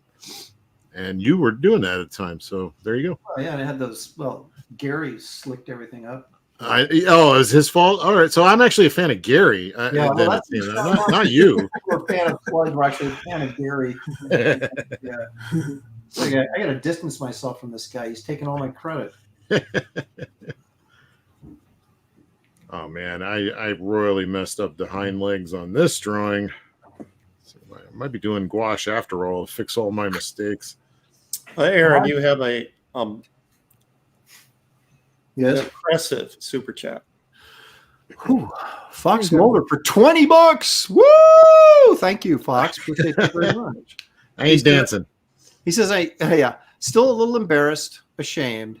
I was unaware of so many of the comic artists I've discovered here on YouTube growing up in the 90s. If Wizard Magazine didn't regularly feature you, I probably didn't know you existed. So in other words, he didn't know I existed. Wait, weren't you in there once? I was in the one time. They did this thing called 8 to the 4, which was like the 8 artists coming up that you should keep an eye on. Yeah, I was one of them, but I was in there with Mike Roringo, Travis Charest, I know, J. Scott Campbell. Oh, wow. Good company. Look at that. Yeah, but I was like, all those guys became like super great and famous, and I'm like, well. What are you, chop liver? Pretty much. And compared to those guys. And then there was, who's the guy that did Turok forever? Bart Sears? Rags Morales. Oh. He was in there. And then Doug Mankey was in there. I like Doug's stuff. Like Doug's a good guy. Doug's great. I love and his then stuff. Then Mike Parabeck, who passed away very, very young, unfortunately. I think about him like once a week at least. Who, Parabeck? Yeah, Parabeck, Mike Roringo. I just love those guys so much, man. I was so into Mike Parabeck. It changed like my entire style. That's one of the big reasons why I got him and Bruce Timm, why I got into doing Batman Adventures. I can see that, yeah, because Parabeck was sort of he was kind of the guy that started doing that, right? Yeah, but he didn't. It was influenced by Bruce Timm's style, but it had like a lot more heavy black and like I don't know. He did a lot of different kind of things with it, and you think it's easy, but when I did an issue and some covers and stuff for it, and it ain't. It's a lot harder to do. I mean, for example, try to draw the Batman Adventure style, but have him look up. And see how that works out for you. Yeah. Well, that's a good point because it's like it's one thing to get that sort of that straight on look and okay, I think I've got the style, but then you can start moving it around. And you're like, I'm not sure how that works. Yeah. So he's a guy that just almost made it look easy. Yeah, and he did these X-Men, also these X-Men classic covers that were great. I think they were X-Men Classics, one of those old reprints of X-Men. Yeah, I think he was diabetic, I think, and had a problem. Right. Yeah. It was really kind of a shocker. I didn't know him, but it's like when somebody that young passes away, you're just like, whoa. Well, Ringo too. He was one of the first guys. He was very healthy too. He'd go to the gym and all that other stuff, and he was one of the first guys that I met him in Chicago, and he looked at my work, and then he was like, "Why don't you sit down?" And he was like, "Let me sit at his table and actually do commissions for people who would come by and get stuff for him and see my stuff." And it was just so taste, apparently, but what? Yeah, no accounting for taste. Yeah, no, they felt sorry for me. No, but it was such a treat. He was just so kind to do that. Well, then I after I got into the business a little longer, I would talk to him on the phone, and we would talk about. I think the last thing I remember talking to him about was Flight of the Conchords. He loved that show, and it was hilarious. But I was always trying to get to be his colorist, but he was so sheepish about asking for what he wanted with these companies. I was like, "Oh man, I would love to be your colorist," and he's like, "Oh well, I'll ask, I guess." They're not going to give it to me, but we called. We were on the phone the day before he passed, and he passed on my birthday the next day. Oh my gosh, are you kidding me? Wow. Yeah. What an upbeat show! No, it's these are guys that lost way too soon. So now I'm very much. I used to not want to meet people at conventions like Michael Golden. I think I almost threw up. People, all my friends were trying to get me to go talk to him. I'm like, no, he'll be mad at me because I'll do the hero worship thing and he'll yell at me. I'll say, "I like your art, sir," and he'll be like, "Shut up, kid." That was the impression I had, and he made sure everybody knew it. Huh? That's a pretty accurate impression. He is that way when you first meet him, and then he like sort of warms up, and he's a really great guy. He actually was very nice, and he sat there and answered all my questions with grace and humor. And while he was drawing, and Renee was constantly trying to sell me something, it was great. I was fortunate enough to be. Renee was my first editor. Well, actually, Terry Kavanaugh was, but then Renee was like my first regular editor. And she's, she was buddies with Golden way back when, and she introduced me to him. So I've known Michael for freaking ever. Yeah, I'm glad the ice has been broken, because like when I read that interview, I guess it was in Wizard that also or Heroes or one of those magazines, and he talked about all this stuff. Talked about tearing up his artwork because some guy convinced him that he was a big fan, and he sold him the artwork or gave it to him, and then he found it for like twice as much on the open market. Yeah. And he was like, never again. And he had this whole story that he would tear up his artwork when he got it back. Mm-hmm. So we all just thought there were no more originals for all this great stuff. Freaking liar, that guy. Yeah, well, a little bit of drama never hurt anybody. All that great stuff still exists, and it's been amazing to see like the originals, on those Batman covers and stuff. Well, I got to see those detective comics while he was working on them, like half inked. Oh wow! And that story. Pardon me. There was a Legends of the Dark Knight annual that Mignola did the cover for. It has that Nazi zombie Batman story in it. Yeah. The Golden got credit for inking, but he actually redrew it and inked it. And he was working on that, and I saw that at his house. Man. Aaron, did you read the Charles London super chat? The Charlie's London? Come on. Charles London. Come on. I did the first one. No, I didn't get that. For £5, Charlie's London. Thank you, Charlie's. Appreciate that very much. I saw that. What was that you posted? It was like a cake or something. She's always posting like stuff she cooks, and you're like, I want to go over to her house for dinner. Yeah. Aaron, don't tell Shelley, but they are auctioning off props from the set of The Crown this week in London, including the gold coach. She like that show? Yeah, and they both do. So I won't give her that information. Actually, I will. But thank you, Charlie's, for the £5. Appreciate that very much. I watched the first season of that show. I was really enjoying it, but I don't know where it went. There was a lot of stuff I didn't know if it's true. I mean, who knows? It's a TV show. It's probably not. Well, Charlie's knows. She knows that stuff. She worked for the Queen, for crying out loud. So that Charlie's, that's a good show. You think that's pretty spot on or whatever with the history of it all? Because I really did enjoy it, but watch it with maybe this isn't accurate. I guess the Princess Di stuff isn't. I don't know. Oh, that's right. Yeah, I haven't seen it yet. Because Shelley was telling me that you were saying that wasn't the Princess Di stuff was not a good representation of her. And Shelley was a big Princess Di fan growing up. Yeah. So she wasn't thrilled with that portion of it. And my understanding is that Charlie's wasn't either, but I'll let her speak for herself. All right. I signed it before I colored it. I hope that's not going to curse me. It's kind of uncool, but you got to do what you got to do. I'm out of time. I can't believe how fast you inked that. I'm blowing through this, and you're just like already coloring, and I'm still like, dude. So I'm not saying you're hacking or anything. I'm just saying that you're hacking. Oh no, I'm hacking. Yeah, freely admit that. Let's see. People are now hitting up Charlie's for recipes. I need a new banana nut bread recipe. I need a good blackbird pie recipe. There you go. Fox Mulder says Scully ends up playing Margaret Thatcher. Oh, wow.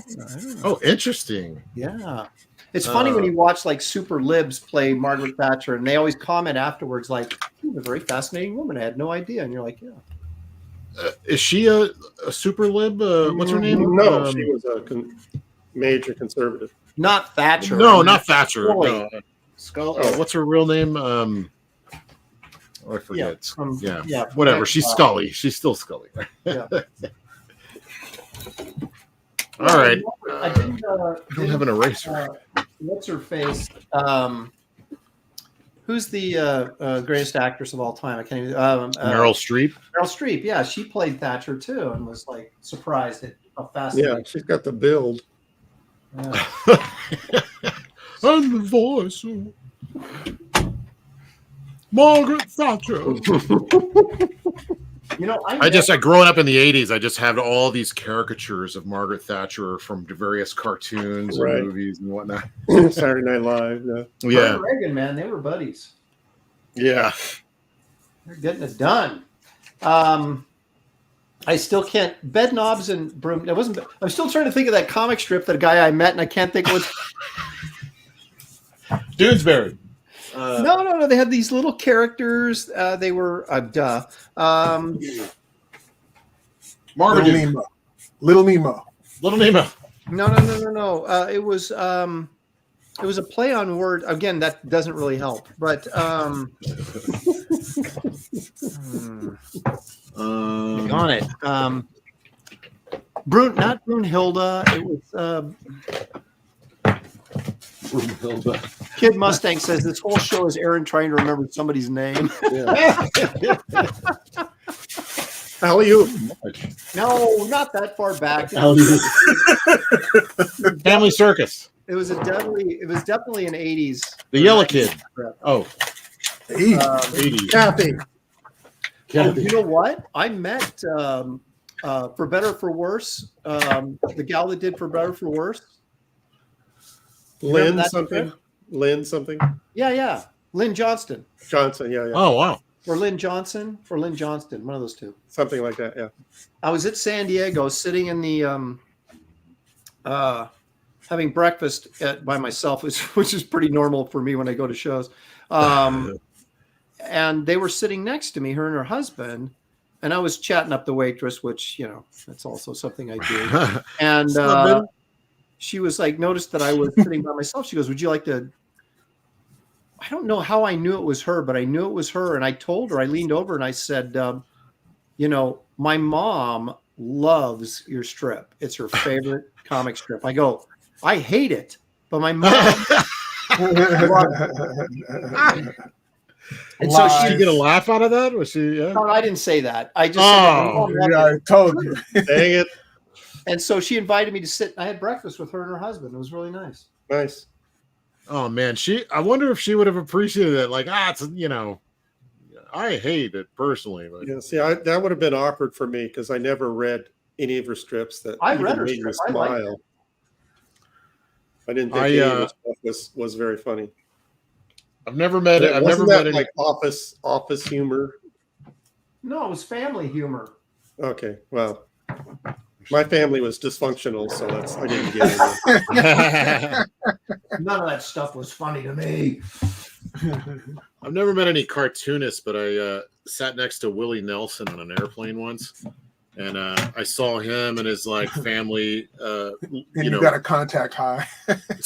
Yeah, kind of. No, but he was like super cool, and I was like, "Hey, man, I'm I love your music or whatever." And he's like, "Oh yeah, what's your favorite song?" And I was like, You gotta go. Gotcha. You're always on my mind. I couldn't. Nothing came to my head in that very instant, And I was trying to think of that movie. What's that movie where you're driving around in the bus and stuff, and you're like singing stuff? That was great. Yellow Rose of Texas. I think that was what that was. But yeah, I remembered everything the moment I got off the plane. Starry Nights. Starry Night. Coal Miner's Daughter. Didn't he write that for Loretta Lynn? I can think of all kinds of stuff. Well, when I first met Golden, he did the same thing to me, very snarkily. Because everybody says the same thing, right? Oh, I'm a big fan, right? And he's like, "Oh, really? What's your favorite piece I did?" And I went, and then Renee stepped in real quickly before I could make a complete fool out of myself and said, Michael, knock it off. And he's like, because he was DC at art director, and he was kind of grumpy from his day at the office. That's one I could answer right off the top of my head. I can name a ton of different things. Well, I know what it is now definitively because Micronauts. Yeah, I was a casual Golden fan, but not like one of these guys that like based my whole life on like his me, work. like me. And I have done much more research into his work since I met him. And I mean, I knew who he was, obviously, and I knew he was extremely influential and all this kind of stuff. And I knew his Batman family stuff, which wasn't that great. It was, the news. It was young. No, my favorite story, I think, of all time for his art wise and color is the Spider-Man Hulk story in the Marvel Fanfare. That is just a masterpiece. A masterpiece. And his G.I. Joe. Oh yeah, and the G.I. Joe yearbook. Right. I would disagree and say that I think that Christmas story he did with the toy Wolverine action. Dude, that is my favorite. See, I can't even name a damn favorite because all of them are freaking amazing. Well, the Spider-Man Hulk story, he inked with a marking pen. Yeah, I mean, I'm not a big fan of the. But the G.I. Joe and the Wolverine stories that you're talking about, he inked with a brush, and so for me, artistically, those were much better. I don't know if the Wolverine one was brush because it's it's extremely. That's in the new artist edition. Yeah, it's very all three of those are in the new artist edition. Yeah, but he inked with a brush and like a number 3. And he'd get those pen looking lines. Oh man, amazing! I remember went to a party at Tim Townsend's house in Florida for like MegaCon or something, and he had that story, that Wolverine story. Needless to say, I spent most of the party just staring at those pages. I thought John Dell owned that. That might have been where you got it. Williams had that. They probably share it. They probably all had it at one point or another. Yeah, apparently Townsend has sold off a lot of his artwork. I'm waiting for my chance to be the caretaker of that story before I'll quit smoking to own that story for a time.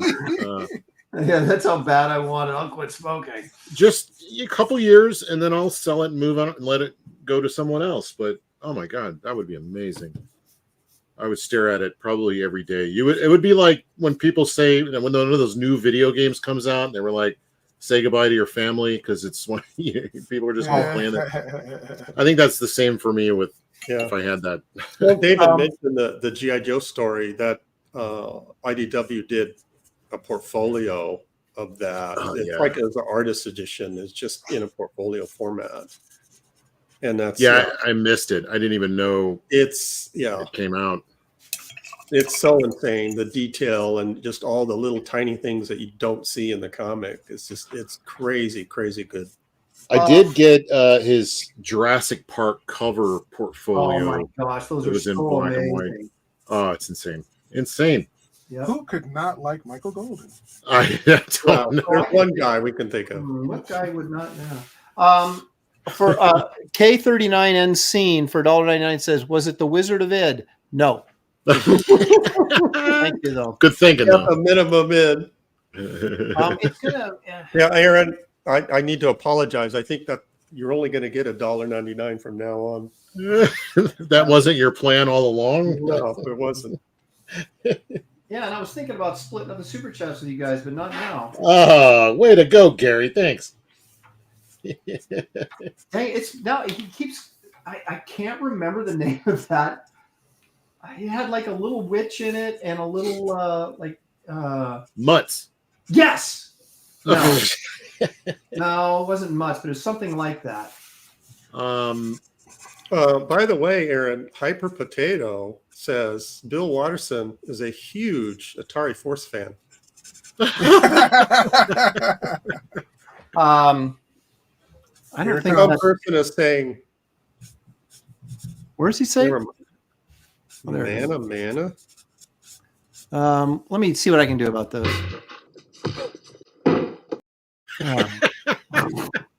Not canon worthy, but Broomhilda. It's not Broomhilda. It's that has a witch in it.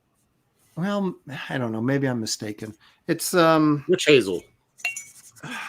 Oh wait, that's a Looney Tunes. Oh, Chris Luke On it. is saying that portfolio artist editions were a cool format. They got canceled right before an edition of Toe's Hot Wheels classic. That would have been amazing. Dude, that would have been so man. great. I almost wish you didn't say that. Now I'm going to Yeah, think now about I'm that. mad. Man, that would have been great. Somebody can still do that, right? Maybe we can crowdfund that. Think anybody mind? Angela Curry's getting some major love in the chat. As she should. Was it the? No, it's not. I'm looking for strips right now, so don't bother Hyper me. Potato says Aaron is mixing up his dreams of Elizabeth Montgomery with comedy. No, it's not true. Aaron's not drawing because he's obsessed with finding out. I've got to find out who this is. 'Cause it's driving me nuts. There's only 5 minutes left. Shut up. I'll tell a Michael Golden story. Yeah, please do. I was working on Jaguar, and they were coming out with a who's who of all of the Impact Line characters. And Michael Golden, he was an art director, but he took on the assignment to do a character I designed called Max 13 that was in Jaguar. And he drew it, and I was just like, I can't believe Michael Golden drew something that I designed. And then I'm talking to Brian Augustine, and he goes, hey, dude, Michael Golden just walked in the room. I'm like, are you serious? He's like, you want to talk to him? And he just hands Michael Golden the phone. And then I turned into Kelsey, like this big nerd, and said, oh, man, remember when you did that thing? Remember that time? And he's like, yeah, okay. It's yeah, like, who is this? Yeah. And then he goes, is this an interview? And I said, no. And then he just hung up. I'm like, whoa.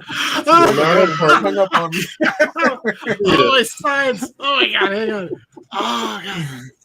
Oh, that hurt. Oh, that was funny. That was just like my favorite John Beatty story about Golden. He said he used to live in Florida, and he would like go over to his house, and one time he just knocked on the door. He just opened the door and went, not now, and slammed the door in his face. Oh, that's brilliant. He's no nonsense. I love it. Oh my God, that gave me a stomach cramp. Oh. Kelsey's doubling over. Oh yeah. Oh. I gotta stretch out. That hurt. I gotta stretch. But I got 3 minutes to letter this. Oh my gosh. Okay. You haven't lettered it yet? Well, I penciled the lettering, but I haven't inked it. They don't go silent when I'm lettering. I can't talk. Kelsey's stretching. Okay, you guys, don't go silent when I'm lettering. You have to... Now, see, we want you to concentrate. Yeah. Yeah, don't start lettering what we're saying. That's what's going to happen, though, right? Like, wait a minute, that wasn't the joke. Angela Curry wants to know if Kelsey has a hernia. Almost. that did not feel good that moment right there. I'm still there. He said, I pulled my hammy. Oh, this is really painful. Trying to paint. Yeah. Kelsey watercoloring and got a sports injury. Yeah. Yeah, I don't know if I'm gonna make our deadline here. Some person says, Kelsey, you can confirm this or not. Kelsey seems like someone who'd wear socks with sandals. No, I never wear. Yeah. I've done it. And Wizard Sleeve says, walk it off, cupcake. Yeah. Okay. I can't walk it off. I'm sitting here drawing. See, he's suffering for his art. Oh, now I got to worry about misspelling. No, Kelsey's camera froze, so something's going on. Did it really? That's kind of screwed. So Yep. You can still You're hear freezing me. up, There we Wayne. go. Just know I'm painting like the wind over here because how much time we got left. As long as you're not breaking like the wind. Stop it! Oh, crying out in pain, Aaron. That's what you made him do. Oh my goodness. Oh, mercy. Lord have mercy. My grandma used to laugh and she'd go, "Good night." She would always say that at the end of every laugh. Oh, good night. My mom always used to say, "You lie like a rug." One of the classics where I don't even know how this can be taken anymore, but you go, "You wouldn't be happy if you were hung with a new rope." Oh, wow. I used to know someone that would never laugh. They would just say, with a deadpan face, "That's funny," or "You're funny." I wish I could do that right now. My sides are killing me. So I never knew if they meant it or they Right, were, or they're being insulting sarcastic, me. right? Oh, that's Oh yeah, you're hilarious. funny, dude. You're That's hilarious. Way to go. That was a good joke. Yeah. I'm laughing on it in the inside where it counts. Yeah, now you're like, Rorschach, good joke. No, what's his line? Funny joke? Hey, you're the one reading the Dave Gibbons book. You tell me. He doesn't go into that. Well, he talks about his projects, right? Or his Watchmen, right? He does talk about how DC mistreated him. Oh, really? Oh yeah. Like, give us like a short. Yeah. Oh, I'd have to read. It's detailed accounts of. So you're making stuff up, is what you're saying. No. I mean, there's Trying to some. be popular with the kids by making stories up that aren't true. Yeah, that he went through some stuff with. He's a really good writer, actually. I picked up that Alien book that Mignola drew just because of Mignola and Kevin Nolan, and read it and was kind of blown away. It's really a great tale. Is it a tale I of really time? well, yeah, exactly. But no, he took the Alien kind of concept and did something unique with it. It was really different. I didn't even know he. Yeah, that he was. I'm not really tuned into that stuff, so I was going to say I didn't even know he wrote that. But it was like, You don't even read your own scripts, Aaron. We know you don't that's read. the problem. It's like, I hope this is good. I don't know if it is or not. I haven't read it. I was telling somebody about that the other day. Somebody was asking if I read scripts. I'm like, oh yeah, a couple times. And then I immediately thought of you, and you were like, yeah, I get to page like 10 and find out the guy on page 2 had a backpack the whole time. Yeah. Well, no, that's true. I mean, okay, I read the scripts I write, obviously, but I never. I would never sit down and read the whole, because it seemed like a waste of time to me to read the whole script. It was like It was less of a waste of time to drawing. It was less of a waste of time to redraw all those pages. Yeah, I know. SDA is pointing something out I never noticed. He's laughing, says DRAMS uses a Batman symbol as a French curve. Oh, really? I did. That's pretty funny. Anything David does is about Batman. I have an old Batman wallet. This is my wallet. That is old. Yeah, I'm done. it's funny when What? I said I'm done. What does it say? Oh, well, save it. Hang on. We'll Let me save it finish. for the reveal. Yeah. I'm almost done. Better be Calvin and Hobbes related somehow. I don't think it is. He's like, this is going to sell more than the other guys because it's Batman. Yeah, he's thinking of the auction, which is when, Aaron? Soon. Okay. Well, no, I mean, people love Calvin and Hobbes. They love it as much as they love anime. So I'm sure it'll do well at the next auction. That was a That was a joke, son. David's like, I already got a job. Right? Yeah, I mean that's going to be people comparing David's Batman piece sales wise to. Hey, Kelsey did something very clever in his, and I think it's gonna knock everybody's socks off. So. Yeah. Oh gosh, that is so cute. Oh my goodness. It's always supporting my comic book. You might have a future in this, you know. This art thing of yours. This little hobby of yours. Yeah. Exactly. Shelly, talk so we can rush this and get We're this all done. like, yeah, we're all like doing like lettering here, and no one wants to talk. We want to. Oh gosh. Now I have to think about something. Yeah, and the cat is bored when you let her. Oh, okay, here we go. Yeah, you don't leave the hi, chat to everybody. their own devices. Who knows what they'll start talking about? Yeah. Angela So, Curry. Aaron, I did have to put somebody in timeout. Did you? Oh. Yep. Naughty chair. I did. Nice. All right. Is it someone we talked about before? It's a different person, but I Oh, juicy. yeah. Juicy. Yeah, man. Yeah. Delish. Controversy. Yeah, a controversy on our own show. How about that? Oh, We're Yeah, coming I up. don't know. I am too we're old. coming up. Yeah. Just way too tired to. Yeah, no. So, not Shelly, doing could it. you read the super chat? Oh, let's see. Oh, where is? Okay, it won't. Hold on. Oh, I am. There it is. No. Well, go up to the start. Go up to start. Go up to start. Oh, going full retard. Where?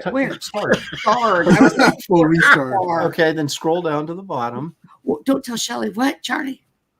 Oh, I was supposed to Oh. tell you that. But that went on the bottom right there. Oh, there it is. 3 comic strips in one show, and Gary Martin. Great idea. Good times. Have $5. Well, thank you, Spambot. Thank That's you. $5 Nice. Australian, which like that looks like Monopoly money, Australian money. Have you ever seen those bills?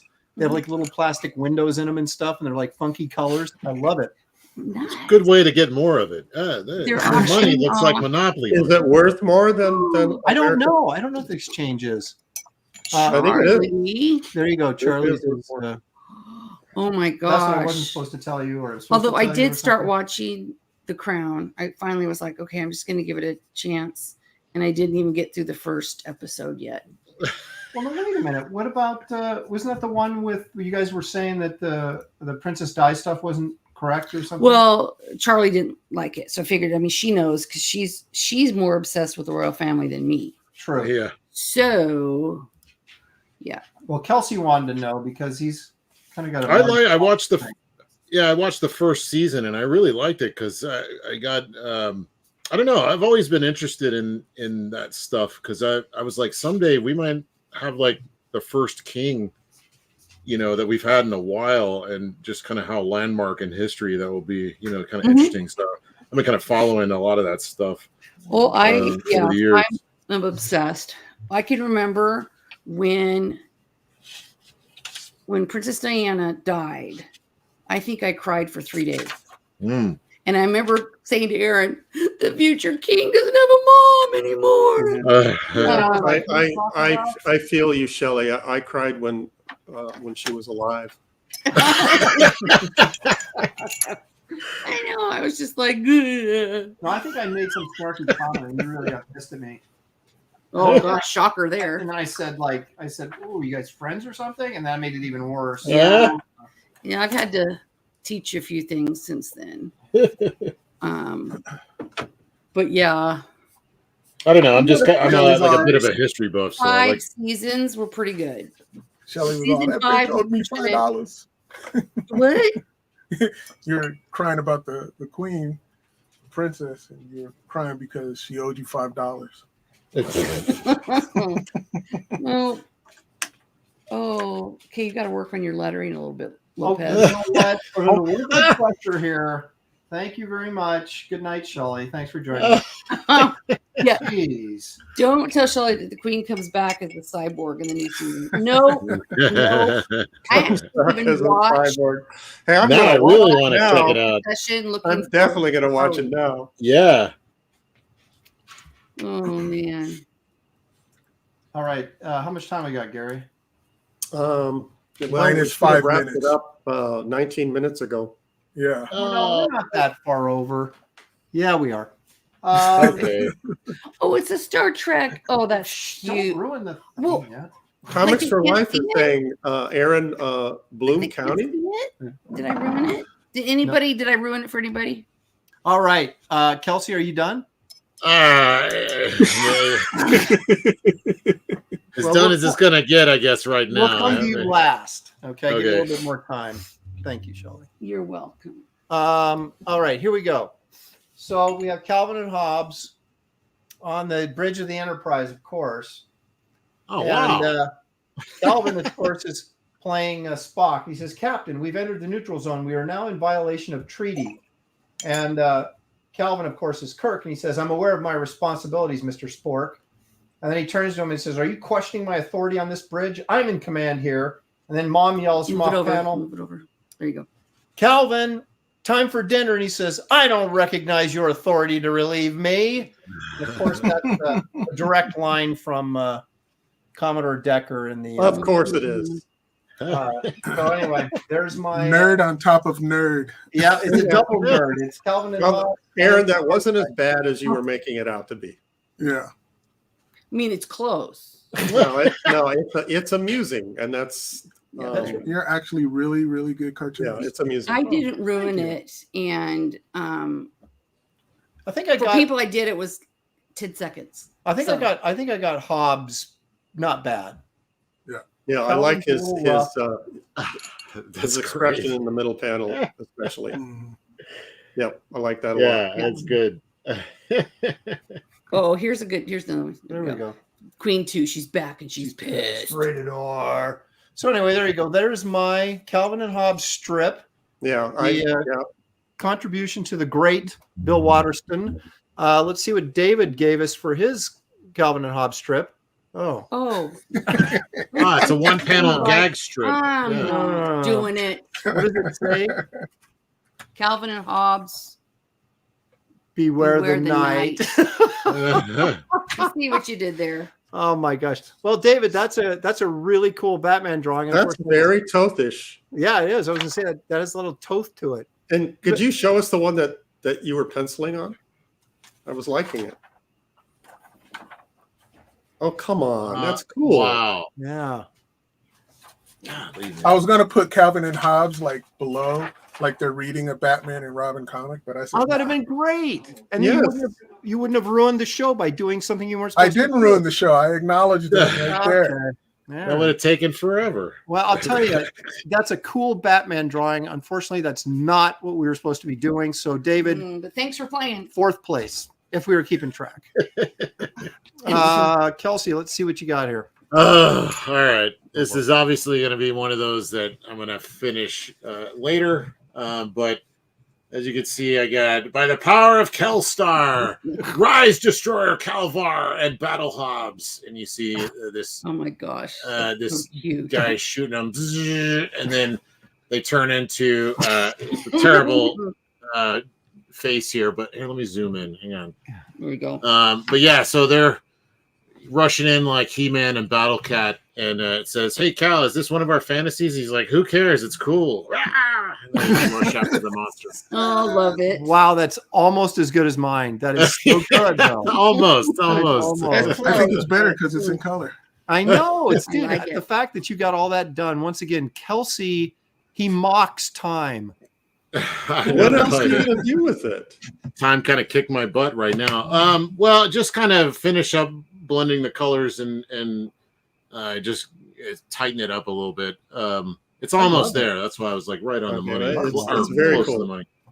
And then the internet guy for $2 says, "Here's $2." $2. Thank you. Hey, Just that checks people out. Just throwing minimum money at you, Aaron. Yeah, well, that's you. just- NPC Oasis, $50 confirmed. I don't know if that's for David's or yours, Kelsey. It's but- for all of ours combined. I Yeah, think.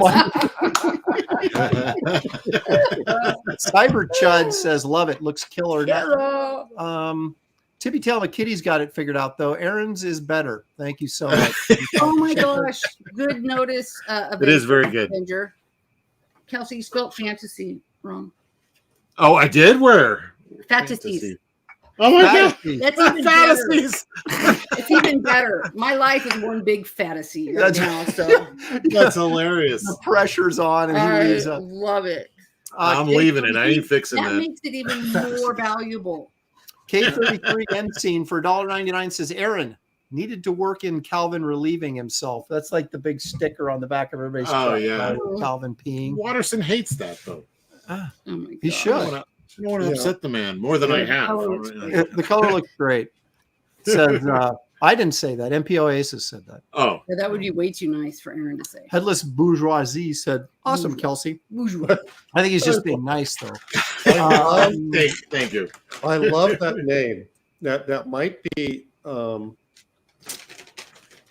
It's in contention with Wizard Sleeves. Headless Bourgeoisie. Oh, Yeah. I forgot to show you. I actually included the wizard sleeves in the picture. Those are wizard sleeves right there. There we go. Philbo Baggins says Kelsey wins if it was a contest, and it isn't, so he doesn't. No, yeah. But if it was, he still wouldn't. Wizard sleeves. See, wizard sleeves. He's all about your wizard sleeves. Says Kelsey killed it. Nice Yep. job, brother. See, Kelsey, now you're brothers. Yeah, we're linked spiritually now. We've drawn wizard sleeves in a piece. Let's see. Did anybody say anything nice about David's, or were they all just disappointed that he Okay, well cheated? done with the question. And then Nice Batman. That's what you. they said they don't even mind that you modeled the chair after the 60s. Was there any other Star Trek? in Yeah, the they're like there is 60s? no other Star No. Trek chair. No. Calvin, imagine he's Batman. Oh, cool Batman. There it is. Brian Yeah. 999. Some pity likes. Yeah. Yeah. Tippy Tail McKitty says Batman. Doesn't say if it's good or bad, but just This says, hey, there's Batman. that's like when they said Kelsey earlier. Yeah, exactly. I almost forgot. Thank you. Let's see. Oh, here we go. Geek Avenger. Yeah, Matt cheater. Of course, he's referring to David. Headless Bourgeoisie. If I'm cheating, it means I won. Well, hey, That's you wrong. know what they say? If you're not cheating, you're not trying. What? Headless Bourgeoisie says that? says extremely cool Batman. There you go. Yeah, I'm starting to get the feeling that Batman won. Coran Kaiser Stone is here. Looks Yay. great, guys. So he's like, he's patting us Yeah. all on the back because he wants to come back on and he wants to Yeah, be nice. to Mr. everybody. Diplomat. Okay. We need to have him back on. He kicked our butts, man, with that. Yeah. That's debatable. code for he likes Batman best. Oh, is that what that was? Yeah. That's brother talk. Oh, look at this. Headless Bourgeoisie, first place Batman, though. Well, okay. if it was Batman. If it was a competition. That's true. We Well, lost true, the yeah, Batman the Batman competition. competition. Right, exactly. Yeah, to quote Aaron, right before he showed off his award-winning cover, there Yeah. are no winners or losers on this show. No. No, we're all losers. Uh, Oh, wait, no. Yeah, wait a minute. Let's not go that far. Yeah. Kingman for $2, thanks to Gary Martin. Now everybody's given $2. Needs another 3 to 6 panels to reveal his parents. Yeah. Yeah. Let me work that in all my spare Next time. week. Yeah. It's on the next page. Well, yeah. I think we Skullmaster should says- do what Ethan does and have, like, when somebody puts in 10 or 20, whatever it is, have music. Because that worked really well for him. I think we should try that next week. Oh, I ain't dancing. sounds like more work for me. Skullnasher says David wins the best Batman of the show. Okay, I'll agree with that. Kelsey, you spelled R. Yeah, you spelled R wrong too. No, I was just thinking I spelled that right? Oh my gosh. Brilliant. I spelled my made up word right, at least. Come on, Kelstar. Right? Kelstar. All right, I'm switching back to it. Calvor. Oh, that's my exit. Nope. I just told Shelly I was switching the camera back over. Okay. Turn on the music, Aaron. I'm still in my Oh. enemies. Aaron, turn on the music. Now hang on a second. I'm switching cameras. I can only do one thing at a time. Let's see. Oh, internet guy for $20. He goes, here's a $20 dance. Uh-oh. Get it. No, Uh-oh, no here it dancing. goes. No. Yeah. Oh, God. Oh, no. Something's going on there that I do not want to know about. Yeah. Don't ever pay him for that again. Yeah, that's right. You're going to pay me not to do it in the future. It's all part of my plan. Yeah, internet guy, I think you've officially started something. No. Let's see. Oh, look at, okay. Aaron would have won if he'd used Picard's bridge chair. Kirk stinks. You know what else stinks? You. Holy Dang. I was really offended with that one. No, you don't go. You don't say Everybody bad on that things about one. Kirk. Scorched earth. Yeah, Kirk's my And man. you're gonna hate one of my gifts coming your way soon. So, then I actually bought you a new office chair. It's the bridge from the new Enterprise. D. Yeah. Oh, wow. Well, gentlemen, once again, we've had a tremendous audience and a terrific show that David tried to ruin, but even in his attempts was unable to. Could you quickly mention the campaigns? Oh, Yeah. Good job, Gary. yeah, okay. Let's do that. Let's take a minute and take a look at my campaign. That's what you said, right? Yep. There it is. There it is. Kit Carter Planet Doom graphic novel, 64 pages of fun and excitement that you can't get anywhere else except right Could you here. scroll down to the awesome art? Oh, Which yeah, awesome Gary's art? all about self-promotion. That's all. That's the hardcover. That's the soft cover. Chris Stevens art there. That's the Kelsey coloring. Wonderful. There's some more Kelsey coloring. Oh, So wonderful. good. Yeah, there's some Gary Martin Yes. line work that is then enhanced by some Kelsey coloring. Oh, Look at that. wonderful. Yeah, that's what I'm talking about. That is a nice Nice. piece right there. Good teamwork, guys. I mean, nice piece of art. Nice piece of work there. Yeah, right there. That's a piece of work. Anyway, you guys, it's moving right along. I'm penciling pages even as we speak. Matt Ryan is inking and Kelsey's coloring. You'll find the link in the description of this video for Kit Carter, Planet Doom graphic novel. But that's not all. Wait, there's more. But wait, there's more. Kelsey Shannon has a book. We like to call it Scribbles, and I think he likes to call it that too. It's I call it Scribbledy Bobs. It's Scribbly Bobs. There it is. Scribble fantasy. This is just chock full of what, Kelsey? 200 pages of layouts for like 10 different stories, sketches of from animation that I worked on, all kinds of stuff, just everything, years and years worth of stuff that no one's ever seen, chock full in this one book. And I'm getting it out to the printer very soon. So get your copy now, because I will not be making a lot of extras for this. That's It'll right. be If you want a drawing of Anna's boobs, this is the book to get. There it is. Gosh. So The preeminent Anna Boob artist. that's Kelsey right. I think Shannon. there's T-shirts of you drinking, right? Isn't that what this is? A T-shirt. Yes, this is a love that. T-shirt you can get. You can let your friends and family know what you'll be doing this weekend. With this shirt. That's right. You're getting ready to wrap this up, aren't you? Yep, wrapping it up as we speak. Well, I'm drawing this as we speak, but Right. yeah, it's happening. So get in there and back this if you haven't. This is on Fund My Comic, by the way, not on Indiegogo, but you'll find the link in the description of this very video that you're watching right this second. And finally, we can't plug Gary's book because he closed it. What? I know. Someone asked in the chat if they missed the campaign and will there be extra copies. I will print a few extra copies, that they will be more expensive. That's right. That's what you get for not paying attention. So here we go. This is David's book. He's working on with EVS. Fearsome. Did some really tremendous artwork. This is a preview book. It has I think the first 12 pages of the comic in it, David? Yeah, 11. Plus layouts and sketches and whatnot. And well, you're all done with the artwork, aren't you? For at least for this book, I mean, not the entire book, but for this preview book. Yes. Yeah. Mm-hmm. So yeah, I think it's getting lettered or something right now. So it's not gonna be long before this will be shipping out to your box office with a nice subscription crease in it. And So- the colors look fantastic. Jason do. Wright is doing a great job. I showed Gary some of it. We can Yeah. see it right there, and that just that pinup. How nice that is. Yeah, it's beautiful. great You saw work. the interior pages though. Dan Lawless says Fearsome is gonna be awesome.